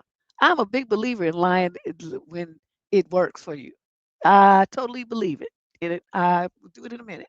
And in a situation like this, there's no reason for you to be all upfront and be like, "Oh, I was scared you would want to use the gift card, and so I, wrote to this white column to ask, and so then here I went and bought it, but I was nervous." Yeah, you don't even do all that. To say, "Oh, we had this contest at work, make up some shit, and I won, this gift card for Dave and Buster's or wherever it is you're talking about, and let's go there. Let's go. Let's have fun. It's on my company." She don't need to know any other thing other than that. Okay. Yeah, I mean, most women wouldn't, but just on the off chance that he runs into one of them stupid ones that does, I'm just saying this is, he can just cover himself with just that one little, little flip of the truth. I mean, it's not totally untrue because he did get it from work. But how he got it from work, that's the part that's gonna be creative. But I just, sometimes people just have this need to just be so honest that they just bring extra shit to their lives for no reason. All she needs to know is that she's going to Dave and Buster's, and she ain't paying for it, and you paying for it, and how you paying for it is with this card that you got from somewhere. Okay, that's all she needs to know. Now, all the details behind the card, that's for you to know and for you to keep your mouth shut and never say nothing. Well, he can date if he wants to. He says he's broke, but he still, people need entertainment, people need relaxation, and that's something that you require for good mental health. So whether he does it with somebody else or does it by himself, it's the same thing. It's discretionary income that's spent on something that's not a necessity. So whether you spend it on dating, you spend it on the beers with your boys at a bar, you buy a new game for your I mean, whatever it is, it's going to be money that you spend to keep yourself entertained. If he chooses to do it in a dating situation, that's his business. And I think it's probably better for him because he'll be socializing. Question number 26. This is a male 42 to 49 from the outskirts of London, it says, in England. Summer of issue. Any advice on talking about my divorce on a first date if the subject comes up? I need some advice, but I have to make a confession. Before my marriage, I didn't struggle with addiction whatsoever. After about 10 years of marriage, I became an at home dad, and over time, I began to look at popcorn with some regularity. Oh, our marriage was stressful and emasculating, but instead of doing something productive about it, I decided to take the easy route. When my wife found out, she immediately started talking divorce. I quit popcorn about almost 2 years ago, but it wasn't enough. I had already broken her trust and couldn't do enough to earn it back. After a year of working hard to make things right, she filed for divorce anyway. Now I have a first date with someone I'm interested in, but I don't know how to talk about my divorce, i.e., the popcorn part. I don't want to blurt out what happened, but I also don't want to hide anything. You got to hide it. You're not going to be a fool like I just talked about in the previous letter, just giving extra unnecessary information. Some women think popcorn isn't a big deal, while others equate it with the deepest levels of infidelity. And of course, there's all points in between. I need some compassionate advice on how to broach this subject if I'm asked why I'm divorced. Thanks in advance for your help. You're going to say uh, the truth that you were an at home dad, and at some point you noticed that, the relationship between you and your wife changed, and it wasn't as respectful as it should have been, which is true. And so, ultimately, you drifted apart and you got a divorce. All of those things I just said are true. Now, did you notice how I didn't go into detail? I didn't say, and then she said, and then I said, and then I did, and then this happened, and that you don't need to do all that on the first or even the 10th date. It's none of her damn business that you and your wife, if you had a popcorn problem in your other marriage. What happened in that marriage needs to stay in that marriage. Okay, that ain't nobody's business but you and your ex-wives. All these new chicks need to know is that you was a stay-at-home dad, and then it didn't work out because there was a problem. Okay. Now they can fill in the blanks about what the problem was with their own imagination. That's how you do things. You just I guess this is what the dude was asking me about earlier about game. This is the kind of stuff, you don't need to give details. You don't give details about your personal life, especially when it involves an ex partner, especially an ex spouse. You keep your mouth closed. There's something about privacy and being a gentleman and not opening your mouth, telling everything. No other woman coming along in your life needs to know what happened between you and your wife in your marriage. It's not their fucking business. Okay, a lot of nosy bitches gonna ask you, but you just look at them and say, and why would you need to know that? My classic question. Well, I was just curious. It's like, well, I'm a guy who believes in keeping, you know, not kissing and telling, which also means I respect the privacy of other people that I have relationships with. That's all you do. You shut that shit down. You don't be opening your mouth talking about some other woman. And men who do that kind of shit are little bitches. Well, she this and she that. And then she. Just a little bitch. Any man that I've ever gone out with who's had started a conversation like that, talking about some other woman like that, like he's gonna tell on her to me, like I'm supposed to feel some kind of empathy or pity for him behind that. I already know he's a punk ass bitch. I don't want nothing to do with his ass because he's weak. Men who act like that are just little bitches. And so I don't want you to do that. Okay. I want you to understand where I'm coming from. Your wife, your marriage, your relationship with that woman who's the mother of your children is private from any other woman that you meet. I don't even give a shit if you're married to her. It's not her fucking business. Don't you ever tell it. Okay. You don't be going into details about what happened in your marriage with nobody. Even her parents, your parents, nobody. It's nobody's business. It's between you and her. Okay. I hope I make myself clear. Question 27. This is next to the last question. Ooh, here's some good ones tonight. Female 42 to 49 in the UK. Summary issue: how to get rid of a creepy dude who's trying to insert himself into my life. I recently moved to a new house, and there's a dude, I guess he's in his 50s maybe, who makes me uncomfortable. Oh, there's that word. Nothing overt yet, but I sense that there will be escalation. I've crossed paths with him 4 times. 3 of those times, he's blocked my exit quote by accident. Twice at my front door, once by blocking my car in whilst blowing inappropriate, and weird kisses at my dog. He is a stranger we have not known or met. He turned up at my door today pretending he didn't know I wasn't the person he was looking for, under some lame lie about having lost someone's number, a number I was supposedly the keeper of, with a question mark. He is very strange. I sense stalker tendencies due to small early boundary violations and apparent ignorance of social contract. Are there any surefire ways to stop his misguided interest dead in its tracks? In my interactions, I have been as boring as possible, either outright ignoring him or just muttering a response before shutting the door. I have less than zero interest in him, but he seemed to kind of unhinge to poison my dog in order to build an emotional bond or something. And she put a little face emoji. Any help or advice is welcome. I'm single and based in the UK if that affects your advice. Thank you. Well, you already said that. I assume you were single since you didn't mention no partner, but thank you for clarifying. Um, okay, what I would suggest that you do first, I don't know what they have in the UK, but here they have lists of people who are on like a sex offender registry. Contact your police department, explain what's going on, and say that you want to check, this guy's name. Now, there should be some way for you to find out his name. You could even ask the mailman or whatever, some other neighbors or whatever, what his name is. You obviously know where he lives, so that's the information that you would need to find out if this guy has a record for sexual assault, sexual harassment, stalking, that kind of stuff. You want to get that information first. I would strongly suggest that for any woman moving into a neighborhood to check those registries and find out where the problems may be. Number two, um, I would try to make friends with some of your neighbors, not just him. You want, in case some shit goes down, you want somebody that's looking out, for you. So don't you just move there and everything, but start reaching out.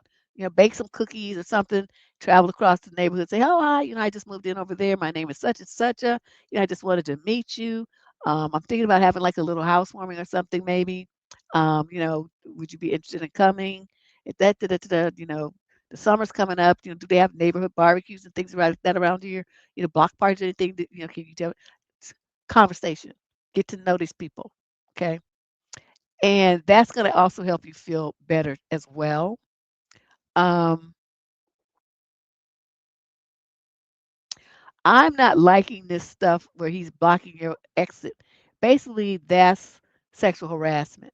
When men impede, like if he did that in the workplace, that'd be a sexual harassment charge right there, just on the strength of that. And then he's making weird kisses at your dog. Those are meant for you. He's just directing them at the dog just because he feels like it'll be safer. So what you need to do, I don't know, again, we don't know what they have in the UK, pepper sprays, those kind of things. They have those kind of options in the UK. You be very careful. You get you some. As far as dealing with him, don't open your door to him ever again. Do not put yourself in a position where your back is to him, because those are the kind of situations where they come up behind you and they put this cloth over your mouth and nose, and the next thing you knock out drugs and stuff, and then you got a problem. If you can get your dog, I mean, you got your dog on. Is your dog like an attack dog, or just like a little cute put in your purse dog? If you living alone and you got that kind of thing, you need like a savage dog, one that's gonna be biting somebody to going to the death for them, for you. A Rottweiler, a Pit Bull, a Doberman, German Shepherd, something like that. That's what you need. You can still keep your little puppy dog too, but you need a big dog, one that's going to be protective and it has the strength and the body weight and the the chops to reinforce some shit if some funky shit goes down. So you do take care of all of those things, but the first thing you do is start with the visit to your local police station, explain what's going on, and say, how do I check to see if this guy's he's on any of those lists? That's where you start. Everything, well, whatever whatever they allow in the UK. She didn't say where in the UK she is, but whatever is allowed there. I'm not going to even venture a guess because it's a completely different country. And the last question of the night, question 28. A young lady, 22 to 27. She's Asian from Montreal, Canada. Summary of issue: different views on abortion and future. Should I try again? I'm in my mid 20s and I was recently talking to this guy seriously that I've known of since we were younger. There was mutual interest, and in many ways we were compatible, same cultural background, both in healthcare, good conversations, etc. However, we ended things after discussion about abortion. He has very strict views, sees it as murder in all cases, including R, while I am pro choice either way. After talking it through, we both agreed it would be difficult long term and we ended it. It's been about 6 weeks and I'm still thinking about him a lot. I'm not even necessarily sad about him specifically, but more about the potential and the fact that it could have worked out if not for this major difference. Yeah, that shows his mind. You romanticizing some bullshit. Let me deal with you in a minute. Since then, I've done more research on Islamic perspectives on abortion and found that it's more nuanced than what he expressed. For example, considerations around 120 days, exceptions like R, etc. Part of me wants to send him a message sharing this to change his mind. So my question to you is it worth sending one last message to share this perspective? Nope. He already knows that. He got his mind made up. Why are you trying to pretend like, you want to act like you can force some man that you don't even know to go around to your way of thinking. He's an adult. He thinks the way that he wants to think. What you don't want to accept is that he just don't agree with you. Okay? You guys are fundamentally different in your values. You just having a struggle with that because you must be one of them controlling type of women that's just gonna insist you're gonna push your ideas down somebody's throat and he gonna like it. And he gonna take he gonna believe the way that you want him to believe. Stop it. This is so disrespectful. You agreed to end things. Don't you contact his ass again. Delete his number out your phone. Because you just about to do some dumb shit that have you getting cussed out if you run into the wrong kind of dude. You know what he would straight cuss your ass out for bothering him when he already told you that he don't have nothing, he want nothing to do with what you're doing and how you think. Okay, you were just setting yourself up to get dogged. Now, what you don't want to accept is this: how a man thinks about abortion is an indicator of how he thinks about women. A lot of you young girls don't really make this connection. But if a man who could never has a uterus, never would experience that kind of assault and never end up pregnant, has an opinion about what you should do with your body, the responsibility that you should assume because he fucking thinks so, that you should birth the baby, go through all that trouble and the risk of death because childbirth, so many women still die from that stuff. They end up with all kind of health problems, needing surgeries, all kind of stuff that lasts forever behind having a baby that they didn't even want. So what you have to understand is when you have a man like that who feels like his idea is more important, what he thinks a woman should do with her body is more important than what she thinks she should do with her own body, that's no motherfucker that you want to mess with. You don't want to even talk to him anymore because his mind is fucked up. When you have a man who thinks that whether he uses religion, his belief, politics, whatever reason he's using, to think that he has the right to even have a fucking opinion about what you do with your body is somebody that you should dismiss immediately. And if more women did that, these men would quickly change their mind because we'd be getting no nook nook. If you say, well, you believe that one woman should get that, you don't need to be fucking me because that might happen. And guess what? I'm gonna get one. And so you don't want that to happen, then we can't fuck around. That if more of you did that, then these men would quickly change their minds about abortion. They would want everybody to be able to get one because they wouldn't be getting no pussy. They would either have to get it from each other, which is probably not a bad idea because they can't get pregnant, except in this what they call it, Omega verse. The Omegas be men, they men, but they be getting pregnant. It's just really the weirdest thing. But in real life, men don't get pregnant. So I mean that maybe that's why a lot of them are turning to each other. I don't really know. But in this situation here, what you have to accept is that, like I said, a man who thinks like this is no man that a young woman who's of childbearing age should ever fuck with. Because he really believes that he has the right to have an opinion about what a woman does with her own body. Motherfucker, wish you would. You don't have a right to have shit. Okay, it ain't you. You can't, none of that about the pregnancy or childbirth affects you, impacts you in any kind of way. And if you don't want to have a kid to pay 18 months of child support for, then keep your dick in your pants. That's how that works. And then you don't have that problem. But other than that, if a woman, you messing around, a woman gets pregnant, she wants to terminate, you just go deal with it. Because you should have been married. And if you would have been married and that was your wife and you was like growing your family as a family, then you would have a kid. But other than that, you ain't married. You don't have a right to say shit. And especially if it's not even your woman and it's not your kid. You really don't have an opinion. So I don't know. I'm really not understanding why you want to press this issue so hard. But I hope you understand where I'm coming from. He's a grown man. He's entitled to have his opinion, no matter how fucked up it is, and you're entitled to have yours. And there's going to be millions of people in this world that agree with him, and there's going to be millions that agree with you.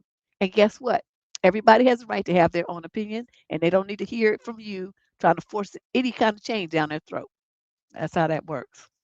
It's called, having independent thought. So anyway, that's our show for tonight. I will be back. Um, yeah, that guy has some sense, Kiki. He's smart. We'll be back. When are we gonna be back? I'm not gonna do a show tomorrow because I just did one today. I'm tired.